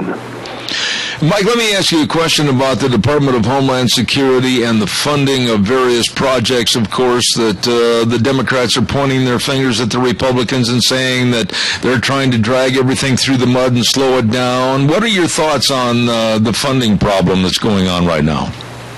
Well, first of all, I think it's just an incredible situation that's developed where, the Republicans, when the Senate was Democrat, the Republicans were blamed for stopping spending bills that they didn't agree with and accused of trying to cause a government shutdown. Now when the Republicans are putting forward the funding bills and the Democrats are stopping them, the national media is still blaming the Republicans for trying to shut down the government. Right. And, what an irony that is. The bottom line is that the Republicans have proposed a Department of Homeland Security spending bill that is within our spending caps and that defunds the president's illegal executive order on immigration, and the Democrats are refusing to do it. It looks like now there's an effort for the Republican leadership to split those two issues apart. I don't support that, and I won't vote for that, because I think we need to keep the heat on, and we need to get the Democrats to agree to let us move this bill to the floor. They have stopped us 4 times in a row from moving the bill to the floor, and now they've only allowed it to move to the floor if we'll agree to cut it into pieces, and I don't think we should do that. Mike, I got to ask you, we've known each other for a long time, and I know you're going to give me a straight shooting answer on this, but I've listened to Jay Johnson, and I've listened to Secretary of State John Kerry yesterday, as a matter of fact, when he came out and said something I thought borderline dumb. He said that we, as a nation, are safer now than ever before. And, Mike, I'm looking at everything with Al-Qaeda and Boko Haram and ISIS. How can that man say something like that? I don't know how they can say the things they say. They're actually debating right now what enduring ground force presence means. And the White House spokespersons or Pentagon spokespersons are saying that could mean everything from 2 weeks to 3 years or more or less. And, the fact is that the president's asking for an authorization to use force. But what he really wants to do is to tell our enemies what we won't do and how long we won't do it. And it is just incredible for us to give signals like that to our enemy at a time of war. And your point about the threats to our nation is right, in my opinion. I strongly agree with you. I think that the threats that we face around this world right now are as great, if not greater, than we've ever seen. And they're getting worse because of the appeasement policy of the president. And I'm very, very concerned about the direction in which he's leading us. I've got to ask you about the immigration amnesty plan with the illegals. And it seems like, and I've said this on my program many times, Mike, that Obama is not acting like a president. He's acting like a dictatorial king when he says basically to the federal judge, that's all right, you can stop my plan, but I'm going to go ahead and tell the ICE to not enforce it. I'm going to go ahead with the documentation, and we're just going to treat that federal judge like he didn't know what he was talking about. Do you get the same impression? Yes, the president is flouting the law and the Constitution, and is issuing not only illegal but unconstitutional executive orders. And the judge in Texas was right. I believe the judge is going to be upheld on appeal, and it may be this issue will go all the way to the Supreme Court, but this is a nation of law, and the rule of law in America does matter, and American citizens need to let our president know that that's the case. You know, you mentioned earlier that how could John Kerry make the statement he made about the security of the United States.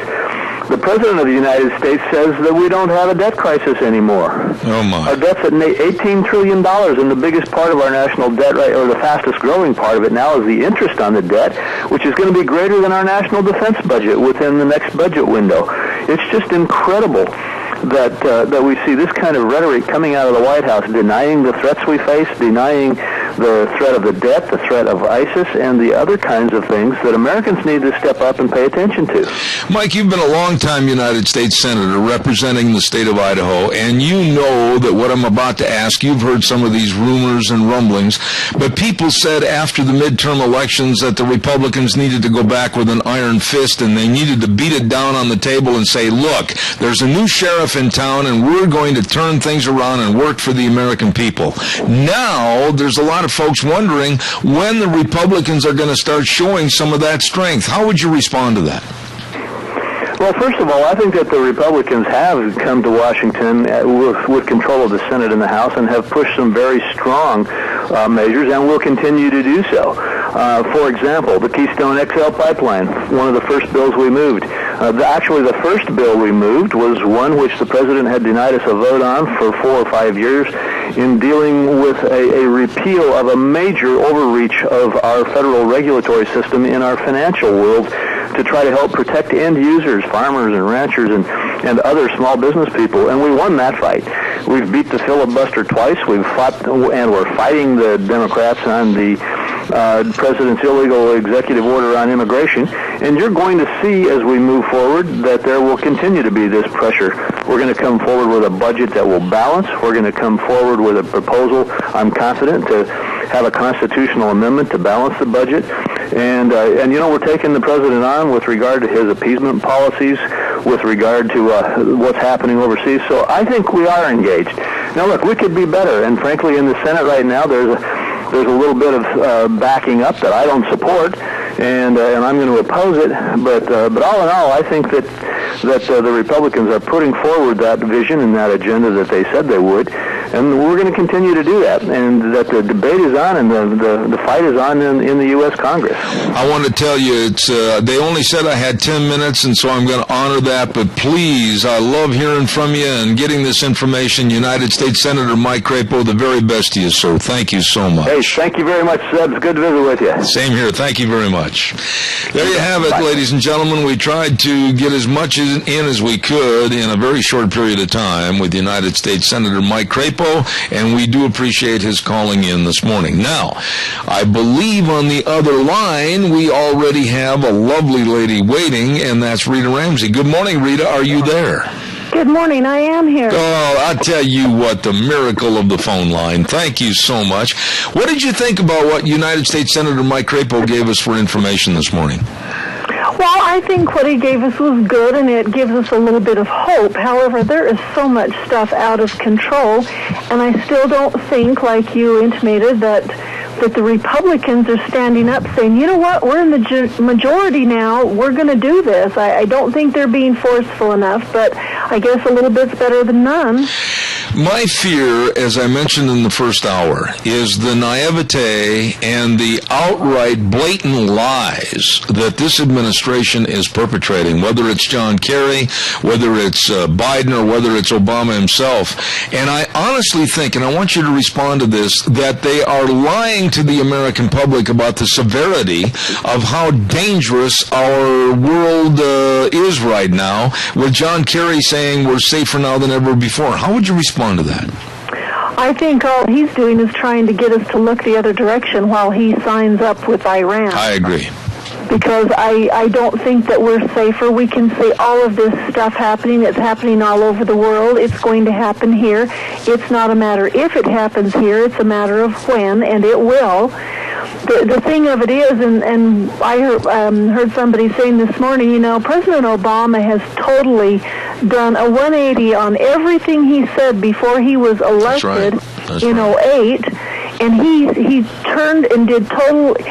The health care, he said he wouldn't do with that because Hillary was talking about that. And he said he was for, traditional marriage, not gay marriage. And he said there are not going to be any lobbyists, and he's got 65 of them in the White House. And then he said how unpatriotic Bush's debt was when there was just about $9 trillion, and now what are we up to? 18. And he said he wouldn't raise any taxes, and of course there's all kinds of taxes, from payroll taxes to the health care taxes to everything else. People reelected him in 2012. Now that we have the Senate and the Congress, they should be starting to try to make some of those changes. But everything that President Obama said before, he has totally done a 180. So it's like, well, I did and then I didn't, and back and forth. That's just the way that he was in the House of Representatives, or in the Senate in Illinois. He just voted president. He never did make decisions. But we're in trouble, and somebody better start stepping up to the plate. We need an adult in the room, and that's supposed to be the Senate and the Congress. I'm going to do a weather forecast real quick, Rita, and when I come back, I want you to respond to what Obama is doing for his amnesty program and basically defying that federal judge. I want your opinion on that in just a moment. Stand by. We want to have the weather forecast real quick with our friends at Riverview Urgent Care and Medical Center at 382 North Overland in Burley. Minor emergency, major care. They will see you today. Telephone number to call, 678-6996. Don't forget they treat everyday injuries and illnesses, ear infections, sprains, strains, and fractures. They're always there to serve you, and they do a wonderful job at Riverview Urgent Care and Medical Center, 382 North Overland in Burley. And right now, here is Michael Rogers' weather. Hello, everyone. Michael Rogers with Zip at the Ranch. You got a mess for today, and it's going to take you all the way till Sunday night, and then you'll come out of it on Monday. You got precipitation in the form of rain and snow. The snow portion, when it's over said and done, about less than a half an inch. Temperatures, daytime highs will be in the 40s, overnight lows will be in the 30s. Enjoy the weather. It's the only weather you got. Thank you, Michael. And, of course, the weather brought to you this hour by some really good people. I was over there the other night. I had a little problem with my hearing in my ears. They helped me out. Riverview Urgent Care and Medical Center, 382 North Overland in Burley. Minor emergencies, major care. Rita, this man, Obama, and maybe you can tell me I'm all wet, and maybe I'm exaggerating, but I don't see a president on a lot of issues anymore. I see a dictatorial king that's making decisions, making the law changes that he doesn't have the entitlement for, especially over his illegal amnesty bill, where he is basically telling the federal judge, you go over and sit in the corner, I'm going to do it my way anyway. Do you agree with me or not? No, I do. And in fact, this morning I heard a quote, and this was Barack Obama's voice himself. It was a soundbite of him saying, I taught the Constitution for 10 years, and I will obey the Constitution. I will not have signing privileges. Hello? What happened? Yeah, and that's just exactly what this amnesty bill is that he's going to have signage privileges, and he's going to do what he wants to do, and the Constitution can just go right out the window or under the rug, but he's not going to go by it, and he doesn't care what anybody says. He's not going to take it to the lawful places where it should go to get approval or be changed or anything else. It's going to be my way, and I'm going to do it, and nobody else is going to have anything to say about it. Well, when he goes to ICE, Immigration and Customs Enforcement, and he tells them that they will let go any illegal aliens or else. In other words, there was an inference there that if they don't do it his way and they go along with what the law says they should do, they might lose their jobs and be fired. That was a blatant attack on what really the law says. That's exactly right, and I heard somebody from the immigration people saying that he had actually given them word to not even give those people who come across the border the little card that says you need to go for a, go to the judge and find out whether you can stay or not. In fact, it's just kind of like, just forget it. Just let anybody come across. It doesn't matter. I would be amiss if I didn't mention Hillary Clinton to you this morning, because I know this is going to sound bad, but I absolutely despise that family and that woman, because I don't think she has any of the attributes or the powers or the knowledge to become president of the United States. And early this morning, at 4:30 this morning, I heard a newscast about how she and her foundation have been accepting money from foreign countries like Kuwait, Oman, and Algeria, and many more. Some checks total over $500,000 that go into her campaign fund. That's illegal, my dear. It is, and it just proves that if we get her, business will be the exact same as it's been. I don't know whether you read the article or not about it or heard about the guy in the State Department. Yeah. Who was arrested yesterday or over the weekend, I think, for soliciting children, basically. And he has the highest security clearance of anyone. He's in the State Department. This isn't a lone wolf. There are numbers of people in the State Department, which was Hillary's watch. And those people have been there, and they're doing that kind of stuff, and they're making themselves vulnerable to blackmail and extortion because of their positions within our government to some of these other countries and some of these terrorist people or countries or whoever's donated money or who has hold on them. And this could be quite serious because our national security is at risk. Desperately. Let me go back to what I said the first hour, and I hope you heard this because I'd like you to respond to how I brought it up on the air. I honestly, and I said this to my wife last night, I'm getting the feeling that it is a slam dunk, it's already a kicked field goal by the media, that they have crowned Jeb Bush for the Republicans, and they have coronated Hillary on behalf of the Democrats, and all this other stuff, whether it's Scott Walker or whomever, doesn't make any difference.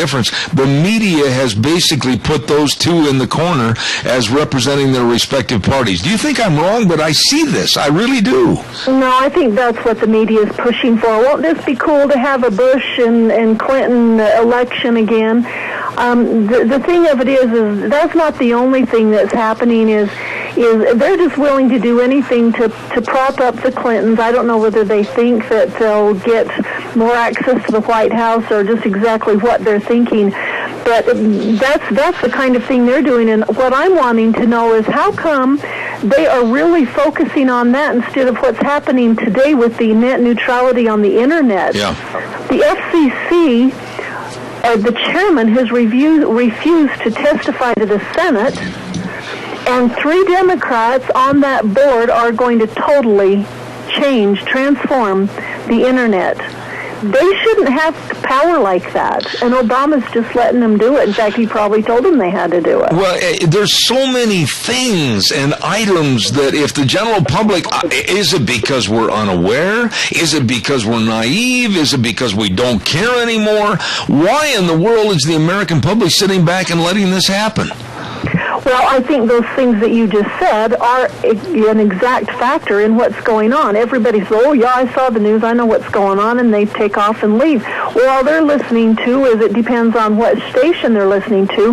They're not seeing if it's in all the different realms or if it's really true or that sounded ridiculous, and I'm going to get online and find out about it.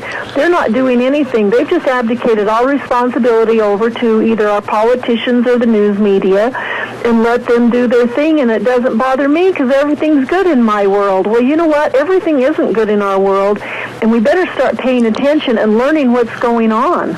I was listening, and I don't mean to revert back to our first subject, but I was listening yesterday to a gentleman that's in the British Parliament by the name of Nigel Farage, and he said that we Americans are foolhardy not to profile and go after the bad guys and forget about political correctness. And I stood up and said, here, it's about some time somebody had the guts to say that on American television. Well, and that goes back to the deal with Senator Crapo. Why is our Senate and Congress not willing to stand up and say, wait a minute, we got to do something and we need to do it now and we better be on our guard? Absolutely. Now, what's going on with the Tea Party before we go any further?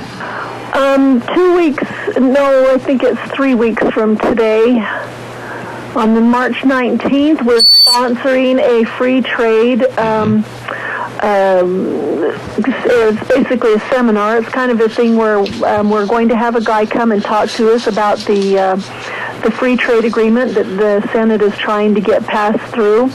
And Arthur Thompson, who is an absolute whiz at the free trade agreements, is going to be our speaker. And we're going to have that at the King Fine Arts Center Little Theater on March 19th at 7. Now, is there an admission charge or not? No, it is not. There is not an admission charge. It's costing us to have him come in, and so we'll accept any donations, but there is not a cost. Real quick, I want you to expand on that just a little bit. I've only got a minute left. But free trade agreements, that really is an oxymoron with the way they're treating things, isn't it? Oh, yeah. It's been sold as a solution for increasing trade between countries and maximizing the economic opportunities. But it's not.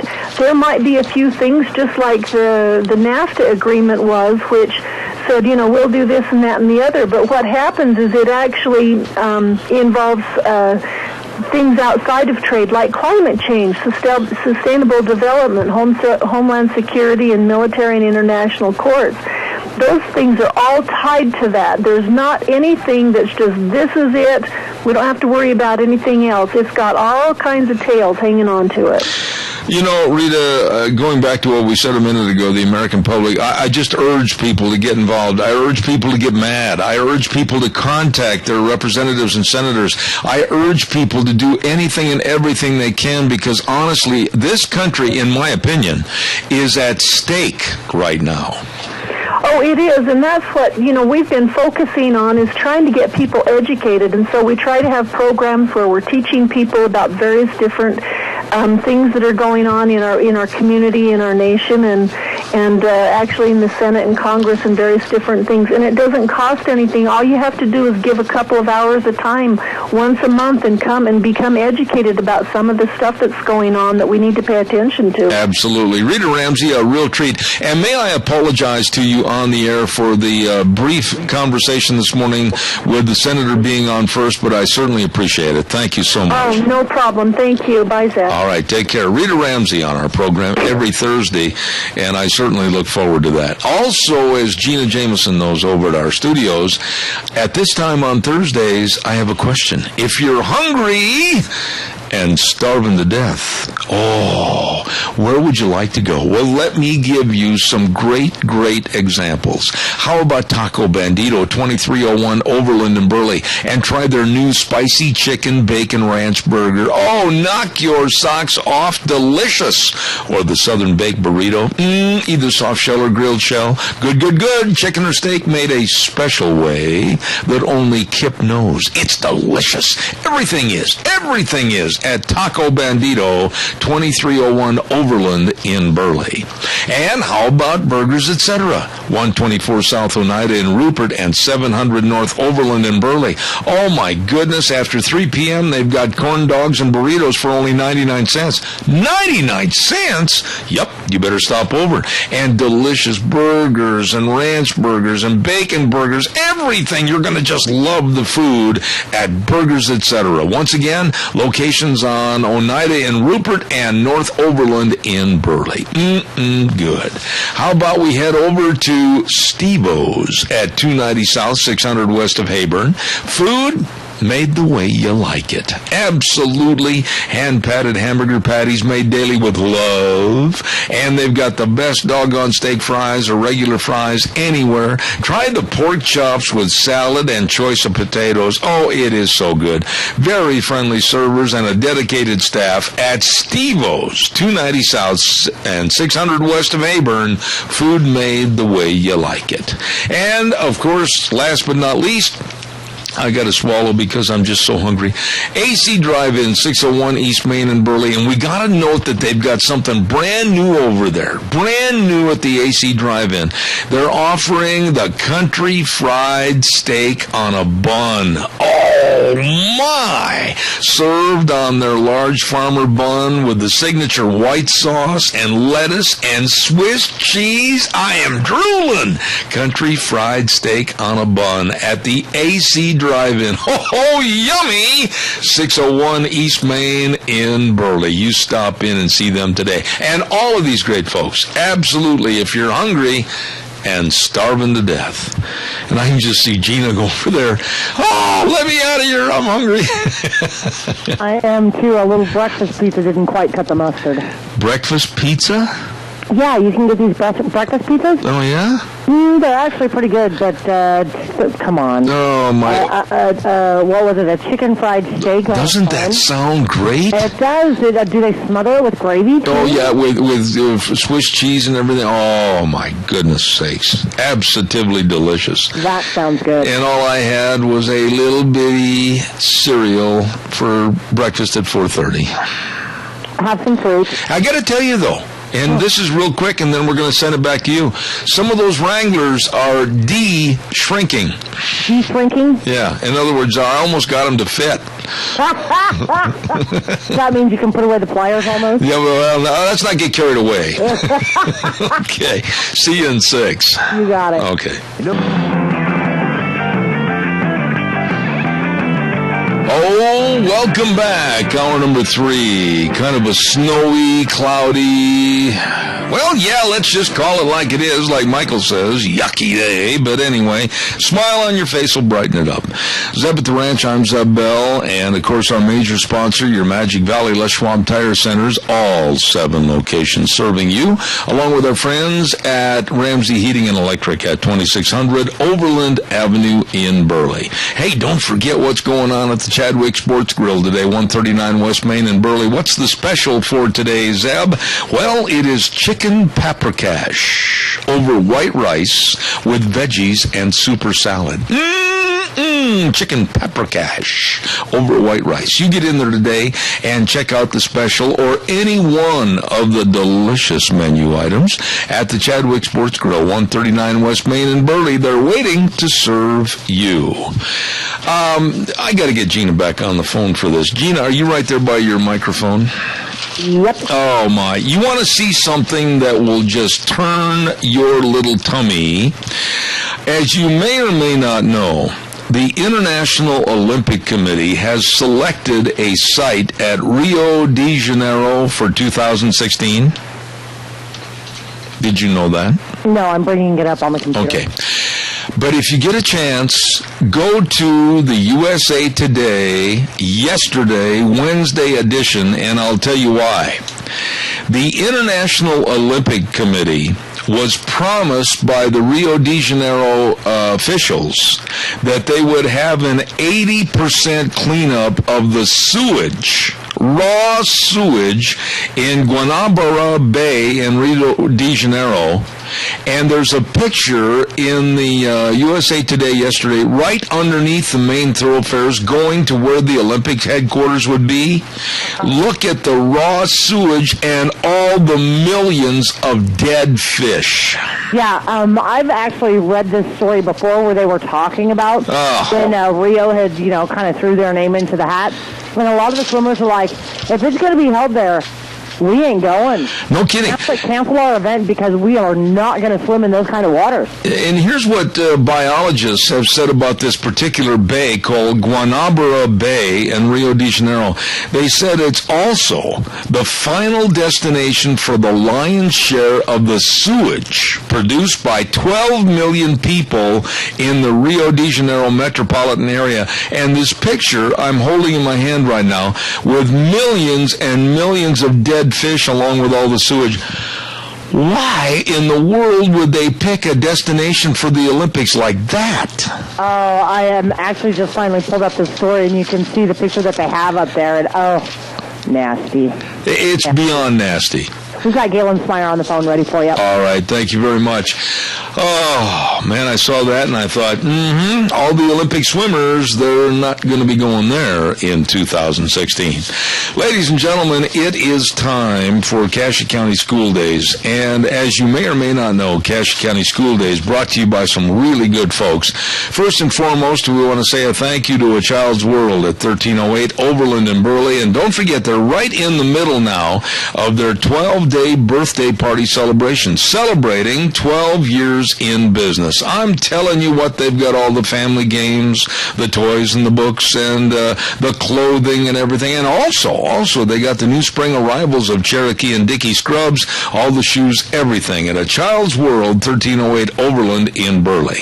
And then also, I want to remind you, for 14 years, the Ambulatory Surgery Center has continued to save area residents thousands of dollars on same-day surgeries, whether it's arthroscopic surgery, let me say that again without biting my tongue, arthroscopic surgery, cataract and eye surgery, colonoscopies, many, many more. Please call them for more information, 677-8888. Ambulatory Surgery Center at 1344 Highland in Burley.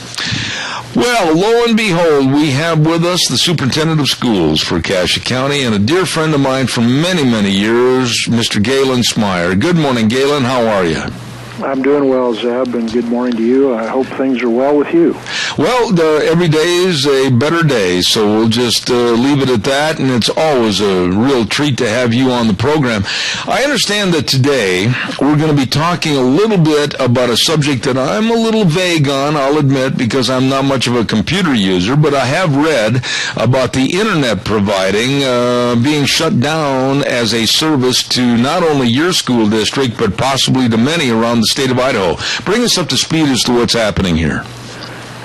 Well, Zeb, a couple of years ago, the state appropriated money through the Idaho Department of Administration to put together a network to deliver broadband Internet services to all the districts in Idaho. And that was put in place, and we have been using that, but during this whole process, there was a legal challenge that was brought forward, and a judge in the last couple of months ruled on that and said, well, actually the first judgment came down, I think, in November, and then it was reaffirmed in late December, early January that yes, that contract is null and void, and which meant that the state could no longer provide payments to the provider, who was ENA, to deliver those services. So that's when they started talking about, well, if they're not going to pay for it, at some point the system's going to have to go dark, or the network's going to have to go dark. And we in Cassia County and many districts are utilizing that network to share instruction between schools. One of Superintendent Luna's proposals years ago was that technology could replace as many as 700 teachers in the state, and to some extent that has occurred, but a part of that was during the recession starting in about 2009, when we went backwards in state appropriations. We had to either reduce teacher salaries or limit the number of teachers that we had, and we did both in Cassia County. So we, like many other districts, are kind of running short-handed, and so the ability to be able to use a teacher in, for example, Burley, to deliver Spanish to outlying school communities, or math or something like that, became pretty integral to our operations. And we have students who math is required during your senior year, and we had students who were enrolled in math classes that were being delivered from Burley High School over this network. And if the network went dark, then we're at jeopardy of being able to meet those students' needs for graduation. Fortunately, we have the Speaker of the House in our legislative district and one of the co-chairs of JFAC, and Maxine Bell from Jerome is the other co-chair. They were all very aware of what was at stake here. And so they have worked tirelessly to pull together an appropriation, which in essence the JFAC went in and opened up the Department of Administration's budget and took out the money that would have been used to pay ENA and pulled that into a State Department of Education budget. And the governor just signed it this week, so that now if school districts incur additional cost going between now and the end of June 30, that can be reimbursed. The other thing that it allowed is for school districts to then contract with ENA individually to maintain those services through the remainder of their school year, so that the students won't see any difference in broadband internet access. So it really has provided a short-term fix for a problem that's been working its way through the courts for a couple of years. Okay, well, going forward, we're going to have to, each district will have to develop their own contract with a provider, and ours will start July 1st. We're in the process now of identifying or obtaining bids to know with which provider we will go. Okay, now, has the monkey been put on your back as a school district, or is this something that is going to be handled by the state legislature? How is this going to be handled in the future so that this doesn't come back as a common occurrence? Well, two ways.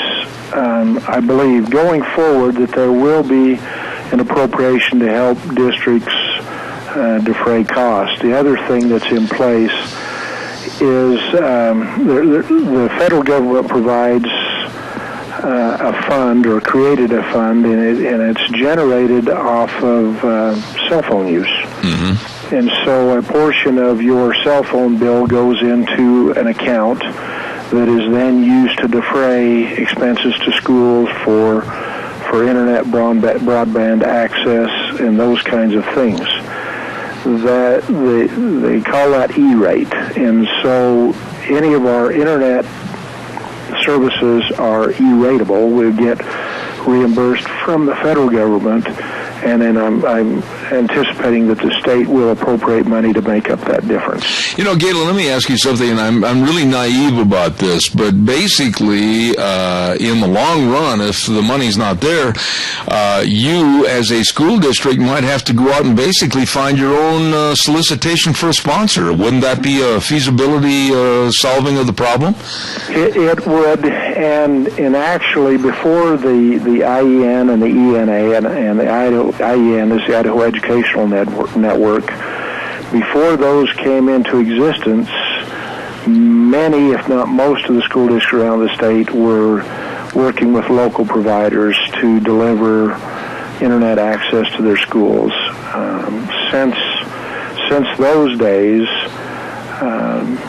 obviously the amount of technology in our schools has increased considerably, and so the demands on that internet broadband, or that the amount of information is increased exponentially, and so we need a bigger pipeline coming to each of our schools. And yes, if the state or if the federal government doesn't help defray those costs, and that falls back to local districts to provide a way to make sure students have access to the technology.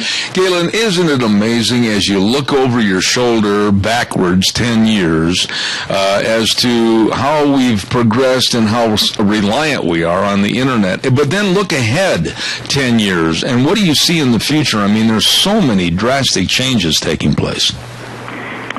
Information, access to information is really the key to a lot of things, and many of your listeners utilize information in their daily lives, whether it's business decisions or whether it's health or what, there's just any aspect where you and I went to the library and looked in an encyclopedia. Mm-hmm. Now they can pull up more on their phone than what we had access to in a lifetime.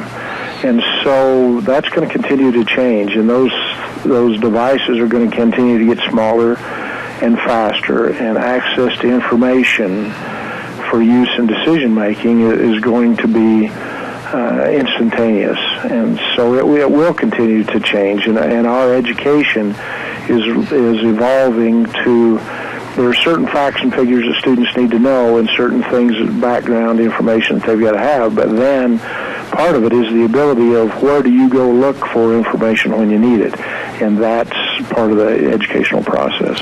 Anything else you want to bring up about this subject this morning? The floor is yours, my dear friend. Well, I do appreciate Speaker Bedke and Senator Cameron and Representative Bell and others who led the charge in trying to make sure that school services were not disrupted. I just applaud them for their tenacity and then the quick way they turned that around.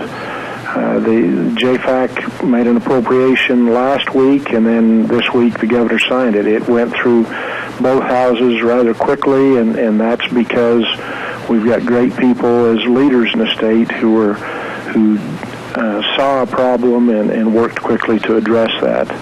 And truly, our students we're good for the remainder of this school year, and I'm confident we'll be good going forward. But it's likely we will have a contract with a local provider rather than a statewide contract for the next year. Well, I want to say thank you to a dear friend, Superintendent of Cassius Schools, Galen Smyer. Thank you for coming on the show. You know you're welcome anytime, and the very best to you and all of your family. Really nice people. Thank you so much. Thanks, Zeb. Have a good day. God bless. Thank you very much. Have a lot of respect for that man, Galen Smyer, Superintendent of Cassius Schools. Thank you very, very much. In just a few moments, we're going to be visiting with a very nice lady, and that's Whitney Cheney of Cheney Flooring and Home Design. So stay tuned for that. That'll be coming up in just a very few minutes. I want to remind you, too, about Burley Physical Therapy and Rehabilitation. Now, I'm going to be going in there this afternoon, as a matter of fact, about 1 o'clock. And they've been doing a lot of good work on my legs for recuperation of the surgery that I had. I'll tell you what, whatever your problem is, please call them and make an appointment. And they know all the sports medicine. They know all the exercises. They've got that ortho pool to where you can get in. It's got the treadmill in the bottom and everything. I'm telling you, folks, it is really the most innovative physical therapy and rehabilitation around. Burley Physical Therapy and Rehabilitation at 1263 Bennett Avenue, Suite 2. And the number to call, 678-1191. Nick Greenwell and his very, very good staff ready to serve you and help you get back to being you at Burley Physical Therapy and Rehabilitation. Let's check with the lovely Gina and see if we have... Oh, thank you very much. You know, you're not much on long dissertations this morning. Got her. Okay. Ladies and gentlemen, let's go down to Cheney Flooring and Home Design. And the lovely lady at 1228 Oakley Avenue in Burley. Look for the blue door, like we always tell you. Hello, Whitney Cheney. How are you? Good. How are you, Zeb? Well, not too bad. Listen, your business must really be doing well. Give us kind of a thumbnail sketch of what a day in the life of Whitney Cheney is all about. Well, I have 2 kids, so that's part of my day, along with designing cabinets, meeting clients at their house for color choice and flooring choice, and then, just helping people find their style that they want. How did you, Whitney, get so accomplished and get so much knowledge about what looks good, what doesn't, what's going to work here, what isn't? I mean, did you have to take special education courses on this and learn all about this? How did you learn all this? Actually, when I went to college, I had the feeling that I should go into design, but I actually did my bachelor's in communications and my master's degrees in healthcare administration. However, during schooling, I would help people with their house to make a little bit of extra money, pick out paint, color, help them decorate and everything. And then I married my husband, Kyle, and he installed flooring for a living. So we just kind of worked as a team to help people, and I got lots of experience helping design. I think you just kind of have a knack for it or you don't. Oh, absolutely. I respect people that have that ability. Now, what about the business itself? I mean, you offer so many different things like carpet and flooring, kitchen construction, all the home decor items. Tell us more, and I want to know a little bit more about the newly refurbished furniture, too. So go ahead, you have the floor. All right, well, we offer cabinets, and the great thing about our cabinets is they're pretty inexpensive for the quality that you're getting. And everything's a custom size, so you're not going to have those filler pieces when you just go to like a Lowe's or Home Depot and you have those stock cabinets. Typically, those cabinets are harder to fit into a kitchen because they're not a custom size, and ours are all custom. And then you get, a free design consultation, and I can draw you up cabinets for no cost just to see if it's something that you want. We also offer hardwood flooring, LVT, which is luxury vinyl tile. We offer laminate, vinyl, basically anything that goes on the floor we can install. Absolutely. Now, I understand that you had in February what was called Girls' Night Out, and you're going to be having another one on March 6th. What is this Girls' Night Out? So Girls' Night Out was designed to have ladies come into our store and make some fun craft or learn, have like a do-it-yourself class. And this March, we are having a do-it-yourself class from 6 to 7:30 p.m., and we're going to be making a luck, burlap, and wood sign. It says luck on it. And we're also making a clover made out of buttons, and you can see the pictures on Facebook or our website of the craft. And it's only $5 per craft. And I provide treats, and the Tin Roof usually brings over drinks, and it's a great party. Now, do they have to pre-register? Yes, they have to pre-register before March 4th. And they can register on our website, which is CheeneyHomeDesign.com, or they can find us on Facebook as well. Okay. Or they can come into our Blue Door. Now, the big thing I'm interested in is, you've got so much knowledge, and you've given us little tips on how people can maybe enhance the pleasure of their room. Like you were talking about add gold touches. This will make your entire area feel more fancy and put together. You've got a lot of great ideas for folks, don't you? Well, I like to think so. I think that's kind of what sets us apart is we're not just selling flooring to you. I want to sell you a style that fits your style. I hate to go into a house and I feel like it's just a cookie cutter, this is what everyone's doing, because I know that everybody has a different style and taste, and I think it's important to incorporate that into a design.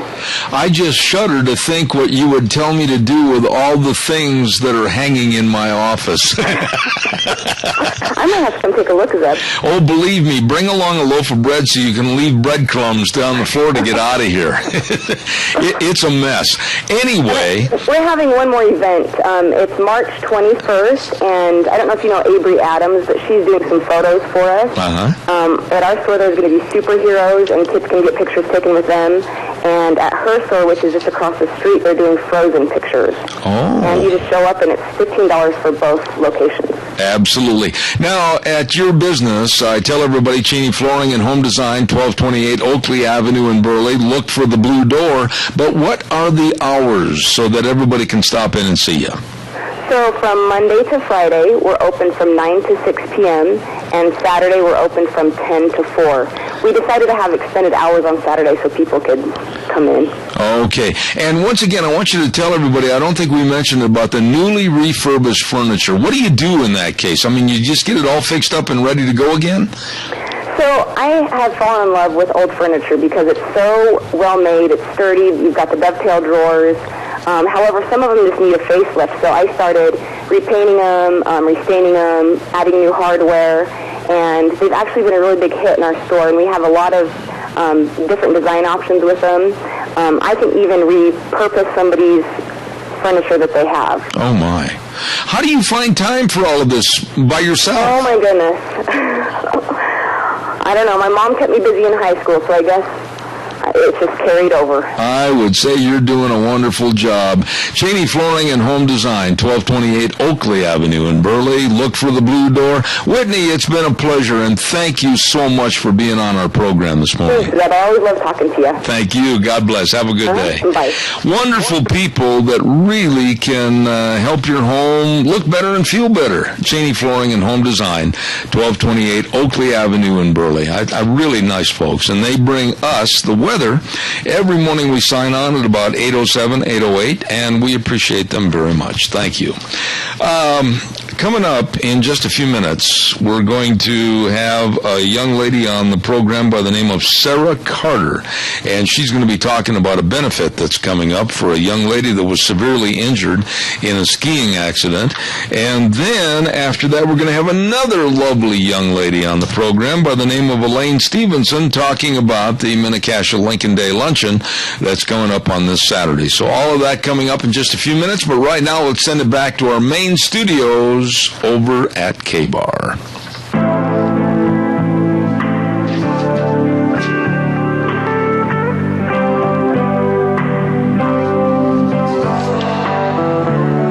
Good morning. It is now time for funeral announcements brought to you by Rasmussen Funeral Home, 1350 East 16th Street in Burley, a family serving families.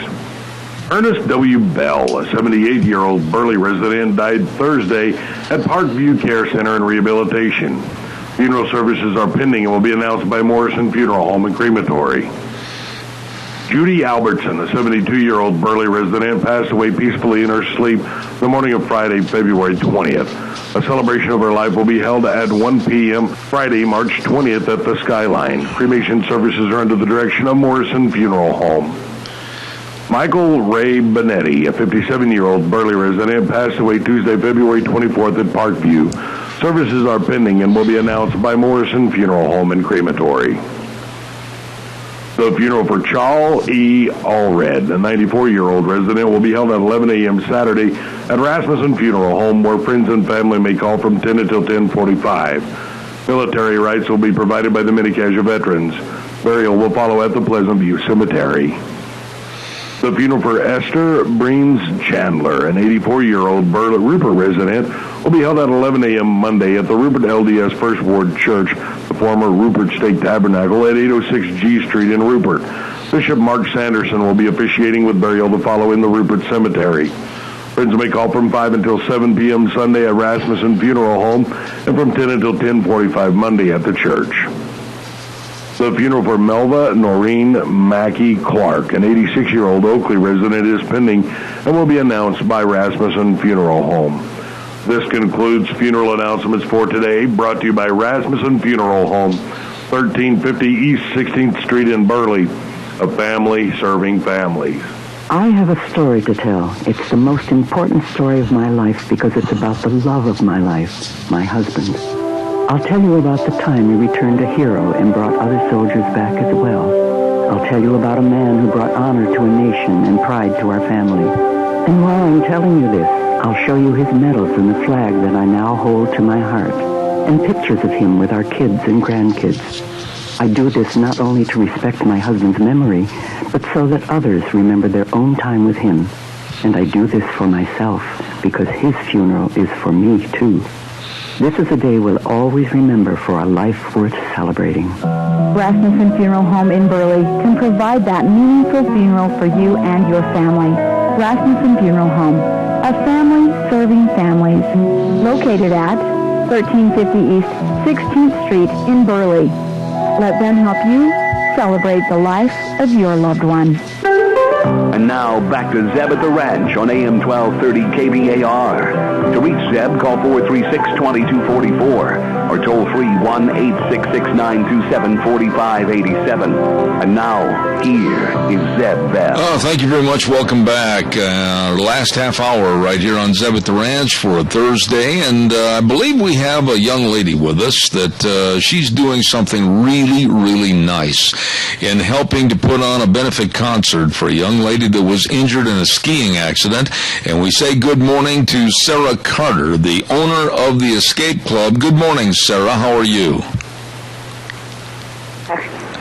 Are you there, Sarah? Hello, Sarah. Can you hear me? Barely, yeah. Okay. Listen real close. You own a business called the Escape Club, and I just mentioned that you're doing a benefit concert for a young lady that was critically injured in a snowboarding accident. Give us a little background on who this young lady is and what happened, if you would, please. Okay. Her name's Lexi. She's 13 years old. She was snowboarding a few weeks ago, and she was in a terrible accident. She broke her neck. So she was life-flighted to Primary Children's Hospital, and when she got there, she was in bad shape, almost the vegetable shape, and she's improving, and we're just asking that people come out and support her and help donate to help with the hospital bills. Absolutely. Now, what kind of a project are you trying to put together as far as a benefit concert? Tell us a little bit about that and when it will be. Okay. Well, it's we have two great bands coming that are, helping out with this. It's Rain for Dust and it's Nox Vomica, another band. Okay. And so then we'll have, it's a $5 admission, but they can also bring extra donations, money. It's 8:30 till 12 a.m., and it's just going to be a great concert. We hope everyone will come out and support that. All right. Now, Sarah, this is going to be, give us the location, the address, and it's going to be on March 14th. Isn't that correct? No, that's a different event. So it's this Saturday. Okay, so it's going to be this coming Saturday, right? Yes. Okay. And it's Escape Club. For those who don't know where it is, it's behind Al's Pizza. It was formerly Will's in Burley. Okay. And the address 2512 Overland Avenue. Okay. And we'll have T-shirts for sale there and great entertainment. Now, again, I want to reiterate, I said I misspoke a moment ago. It's going to be this Saturday, this coming Saturday, which is the 28th, correct? That's correct. Okay. Yep. At what time, starting time? 8:30, and then ending around midnight. Okay. And also, I want to mention that it's alcohol-free club, so the younger crowd can come too. Oh, very good. Now, if people want to also contribute, but they can't stay for the dance, is there another location as to where they could possibly provide donations? Yeah, there is. There's people they can get in contact with us, or we have online they can donate, and it's called GoFundMe.com /praying for Lexi Bingham, and then I'll spell her name. It's LEXIBINGHAM. Okay. So they can donate there, and yeah. All right. Well, Sarah, I wish you a lot of success on this benefit concert, and I certainly hope and pray that Lexi is going to get a lot better, and please keep us posted on how she's doing. Would you do that for us?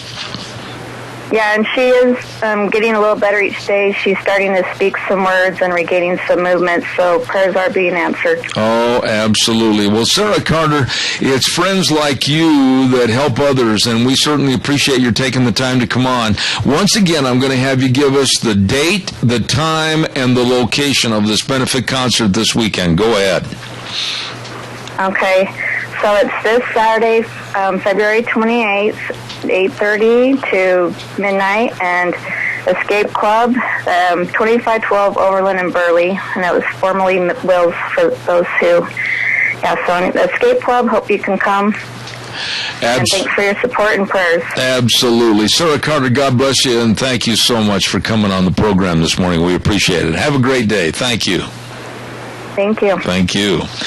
That's what I really like, is people helping other people. And this young lady called and asked if she could have a couple of minutes of airtime to come on and talk about the benefit for Alexis Bingham, 14 years of age, severely injured in that skiing accident. And Gina, I understand that you were at the location when she was injured. Yeah, actually we were up skiing, Kennedy and James and myself, and we were up there skiing. And we really didn't know that anything was wrong, because usually they always have an ambulance up there for just-in-case moments anyway.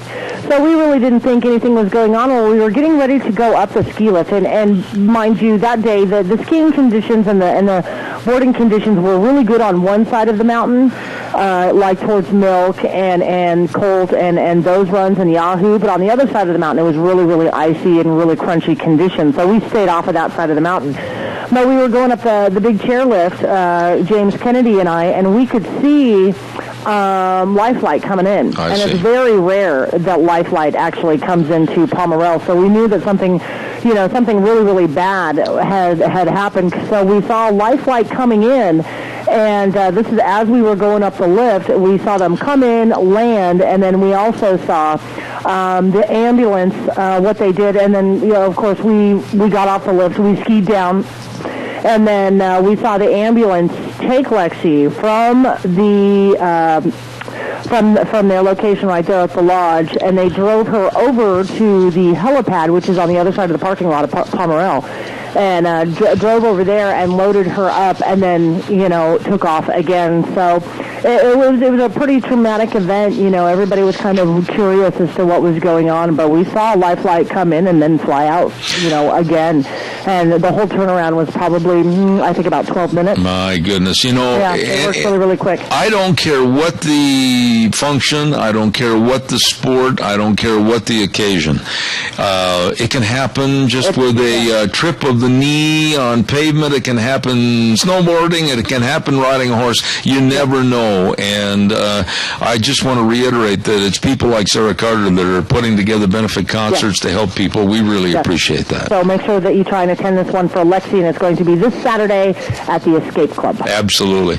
Thank you very much for that. And I think what we'll do is get the weather on here real quick. And then we've got Elaine ready for you. Is Elaine there already? My goodness sakes. Well, we want to say thank you to our friends at Scarro's Meats, 331 North Road, Jerome, 324-7657. Don has put together over at Scarro's Meats what he calls the Great Big Tax Return Meat Package. For $300, you get beef and pork and chicken and cheese, 150 entree portions. I'm telling you, for $300, I got to get one of these. It's fantastic. And they're located at 331 North Road, Jerome. Number to call, 324-7657. Call them today and ask about the tax return meat package for just $300. Oh, my goodness, pork chops and bacon wrapped tenderloin and all kinds of ground beef and patties and rump roasts and New York steaks. Oh, my goodness, don't miss out on this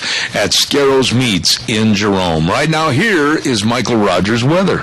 Hello, everyone. Michael Rogers with Zip at the Ranch. You got a mess for today, and it's going to take you all the way till Sunday night, and then you'll come out of it on Monday. You got precipitation in the form of rain and snow. The snow portion, when it's over said and done, by less than a half an inch. Temperatures, daytime highs will be in the 40s, overnight lows will be in the 30s. Enjoy the weather. It's the only weather you got. All right. Thank you very much, Michael Rogers' weather. Brought to you by Scarro's Meats. They sell taste one bite at a time.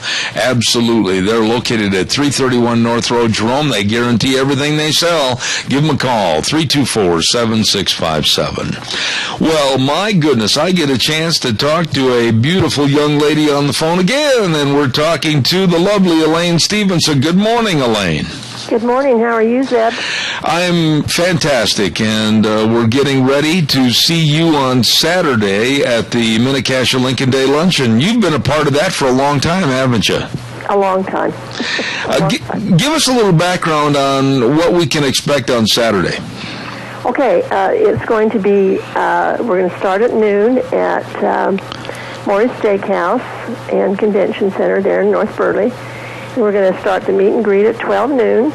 And at 1 o'clock, we'll start the luncheon in the program. And there'll be a live and silent auction. Now, I have checked to see, and as far as our state people, we'll have Lieutenant Governor Brad Little, Comptroller, and Brad Wolf, or Brandon Wolf, I'm sorry. And then we'll have our legislators, Speaker Bedke, Senator Cameron, and Representative Wood. And then I understand we will have representatives from Mike Simpson, Mike Crapo, and Jim Rish's office will be there. And then we'll have our local elected officials from both counties. You know, Elaine, I've been telling people on the air that this is an excellent time to go to one of these functions, and really, if you've got questions, if you've got complaints, or if you've got praise for what's going on, at least let your voice be heard. That's absolutely right. That's why we have the meet and greet that starts at noon, And then they're usually there after a little while if anybody wants to talk to them after. And they will be speaking. They will be speaking to us. Okay. Now, what about? Is there going to be time after the auction and the lunch to where we're going to hear some of the status of various problems or things going on in the state? Are they going to get up to the podium? We'll probably hear that before we have the auction. We'll have them speak before the auction, and then they'll usually hang around after the auction's through for people that want to speak to them about whatever they need to talk to them about. All right. Now, what about tickets? Can they all be purchased right at the door? Yes, we have some that have been pre-sold, and at the door you can purchase, and they're $25 each. Now, I'm looking forward to it, and it's a event that happens every year, the Minnecasia Lincoln Day Luncheon, and once again, it's at Maury's Steakhouse, easy to find, and it starts at 12 noon, and then with a meet and greet, and then at 1 o'clock they'll have the lunch. Anything else about this activity that you want people to know about? No, it's just a great time and a great place to talk to your elected officials and find out what's going on with the state and with the Republican Party. Our elected officials are there open to discuss whatever you want to talk about. What do you think, Lane? You've been connected to this for a long time. Of course, your husband and my dear friend Bert has served this state many, many times as a representative. What about the Republican Party? What are your thoughts about what's happening right now? I think we're in a rebuilding. At least that's how I feel. I feel good about our new state chairman.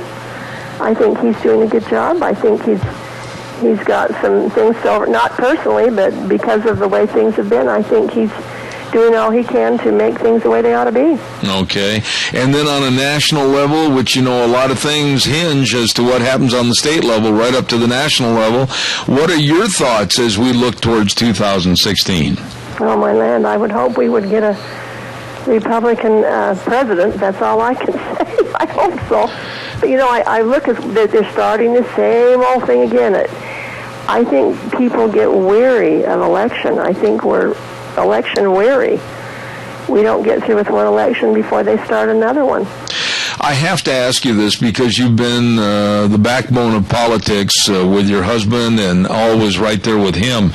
But when you look at the national election, and I said this first hour and then I mentioned it to Rita Ramsey too, it's almost like a slam dunk with the media that they've already kind of given the nominations to Jeb Bush and Hillary Clinton. And I certainly, this is my own personal opinion, I certainly hope neither one of those people represent their respective parties.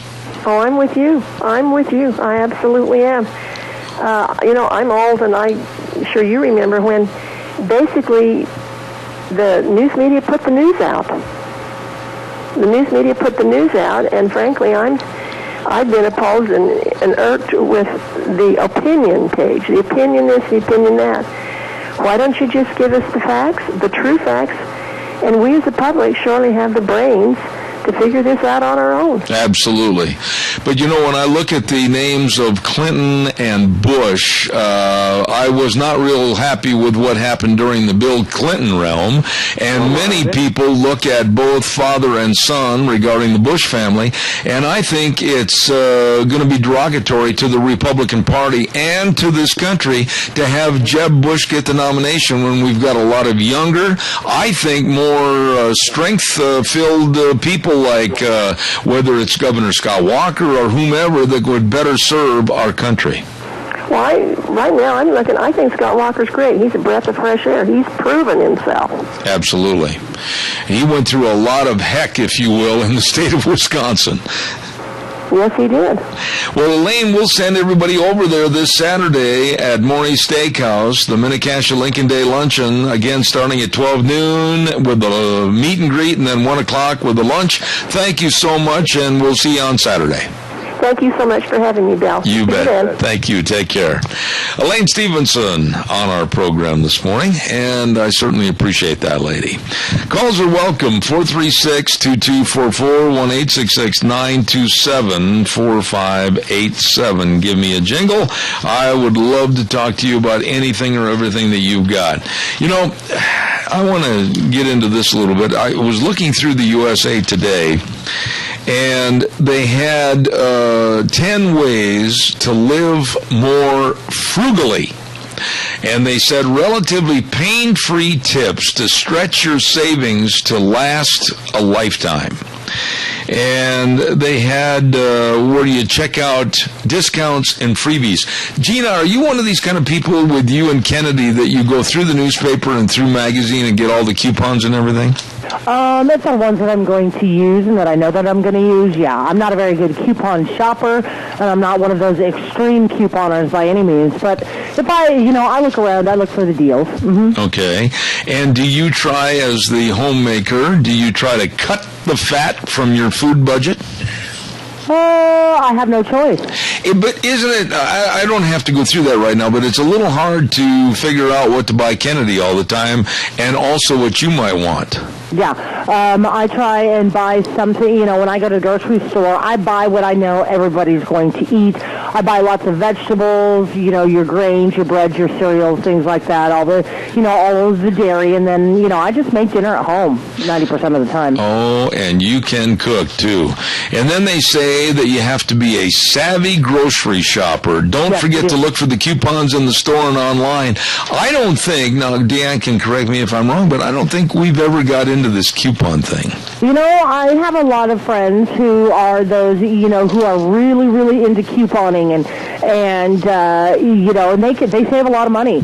I don't have the time nor the energy to spend actually figuring all that out, because actually it is time consuming to figure out, all of that correct ways to shop with coupons. But I always shop sales. If there are coupons that I have that I know I'm going to use on products that I know I'm going to purchase, then I'll use those. But usually I just shop frugally. I look at the price points. I look at, the nutritional content, and then I just try to buy as best for my family as I can. I don't know that much about coupons, but I remember a story, and I think it was on 60 Minutes, maybe about a year or maybe a year and a half ago, where they followed this one particular woman where she gets up in the morning and goes into an office she built in her home, and I think she gets in there at 7 o'clock and stays there till 5 o'clock in the afternoon doing nothing but coupons, and supposedly has saved her family on groceries and everything else literally hundreds of thousands of dollars. Oh, yeah, it's not uncommon. Like I said, I've got a couple friends. Christy, as a matter of fact, she's our traffic lady. She's one of those, she's very, very good with coupons, and she can go in and buy $170 worth of product and only spend $45. You're kidding me. No. I guess maybe I better take that up. She's phenomenal. It is time consuming. If you're going to do this, you shop either really, really early in the morning or really, really late at night, because you're not just making one big purchase, you're making a whole bunch of tiny little purchases to make those dollars add up. So it is time consuming, and then a lot of times you're going to have somebody very disgruntled behind you because you're taking up the line in the grocery store. Well, I was reading this thing, and it's basically about seniors, how they can save money, of which now I'm a senior citizen, and they're talking about how you can review your cable bill and cut it down and just pick and choose various channels and save on your automobile costs. Maybe you've got 2 cars, you can buy with one and cut the expenses. When you stop and think about it, there are a heck of a lot of ways, even though we kind of gripe and complain, to where you can save maybe $25, $50, $75, $100 a month. That all adds up. It really does all add up, and basically what you just got to do is look at your monthly expenditures, know what you can cut, what is truly a need and what's a want. I can honestly say that I've seen that happen because of my self-imposed diet that I'm on. And, I don't eat certain things, and I really cut back on a lot of things, and I think our grocery bill has been almost cut in half. Yeah. It's just, the difference between needs and wants. Yeah. And if you just cut out a lot of the wants and only allow yourself certain splurges every now and again, you will, those savings are going to add up, and then we do have Al on the phone for you. Oh, I can just imagine what he's going to say. Good morning, Al. You're on the air. He hung up. Why did he hang up? He must. You know what happened? He backed through the door. Probably. Yeah. Anyhow, next week on the program, boy, we're going to be starting off. Can you believe it? We're going to be starting off the month of March next week. Wow. And we're going to have on Monday. I talked to Frosty the other day, and this is for Gina to listen to. I called him up on the phone, and I said, what happened? And he goes, oh, my goodness, I just absolutely forgot. I got so engrossed in writing an article for a magazine and everything. He just says, I looked at the watch, and it was already over. So Frosty Woolridge will be back on Monday. So are we gonna do like a double one? No, but he apologized profusely and said how sorry he was. Then, of course, we've got the Alliance Defending Freedom. And then we've got one of our favorite people coming on the program, and that's Julia Seymour. Remember Julia? She's the professional dancer along with working for Media Research Center. She's going to be on at 10:06. Okay. And she's going to be talking about TV and how television programs, this is really interesting and it's true, are trying to break apart the country, trying to tear apart our fabric of our Constitution, and trying to destroy capitalism. And after I read her article, it's absolutely the truth. I noticed some of these shows that are basically un-American that are on TV every night. I'm not shocked as that. I mean, look at everything that's, all of the television shows that are out there. Yeah. So I don't think that would be too shocking to know that there are television shows out there, but, it'd be, maybe I should actually read that article. I'll try to get it over to you, and I'm trying to think of the name of the TV show that she highlighted in this story. I don't have it right in front of me, and it stars James Spader, and I can't remember the name of that show. Do you remember which one that is? No, you remember I'm not a big I don't hardly watch any of that kind of stuff. But anyway, she's going to be on the air with us on Monday, and then also our legislative update. I think that Representative Fred Wood's going to be on the program with us at 10:30. So all those things are coming up this next week. I'm going to do a Magic Valley Les Schwab Tire Centers commercial, and then, if you don't mind, I've got some appointments I have to run to. We're going to have a little song to take us out of here, but I want to remind everybody we're here Monday at 8:06, and we'll be running for 3 hours right here on Zeb at the Ranch, and we'll have this for Magic Valley Les Schwab Tire Centers, and then we'll send it back over to Gina. Don't forget the big Founders Celebration going on at your Magic Valley Les Schwab Tire Centers, all 7 locations. Absolutely, they're celebrating the Founders Celebration, and they've got like the Ultra Z900, outstanding tread life tire. It'll give you over 65 to 80,000 miles, and they're on sale right now. You stop over and check out all the great tire buys, and don't forget too, during the Founders Celebration, you can save $50 off custom wheels when you buy a new set of 4. That, along with many other saving ideas at all 7 locations. Lane and Rupert, Dave on Blue Lakes and Twin, Mike and Buell, Mike and Jerome, the Twist family in Paul, John on Poline in Twin Falls, and Randy on Overland and Burley. The best, your Magic Valley Les Schwab Tire Centers. I want to say thank you to everybody for all your kind calls and remarks on the program this week, and thanks to Gina, as always, for running a very efficient program over there at the studio. Thanks to my wife, and once again, a quick reminder that don't sit and complain about it. Do something about it. Come to the Saturday Minnecasia Lincoln Day Luncheon, which will be held this Saturday starting at 12 noon at Morey Steakhouse with the meet and greet, and then lunch at 1 o'clock, and you'll get a chance to meet with our politicals and voice your opinion. So hopefully we'll see you there. Until next Monday at 8:06, Zeb at the Ranch, where we always say the way things were are the way things ought to be. You have a great weekend, and we'll see you Monday right here on KBAR 1230 AM.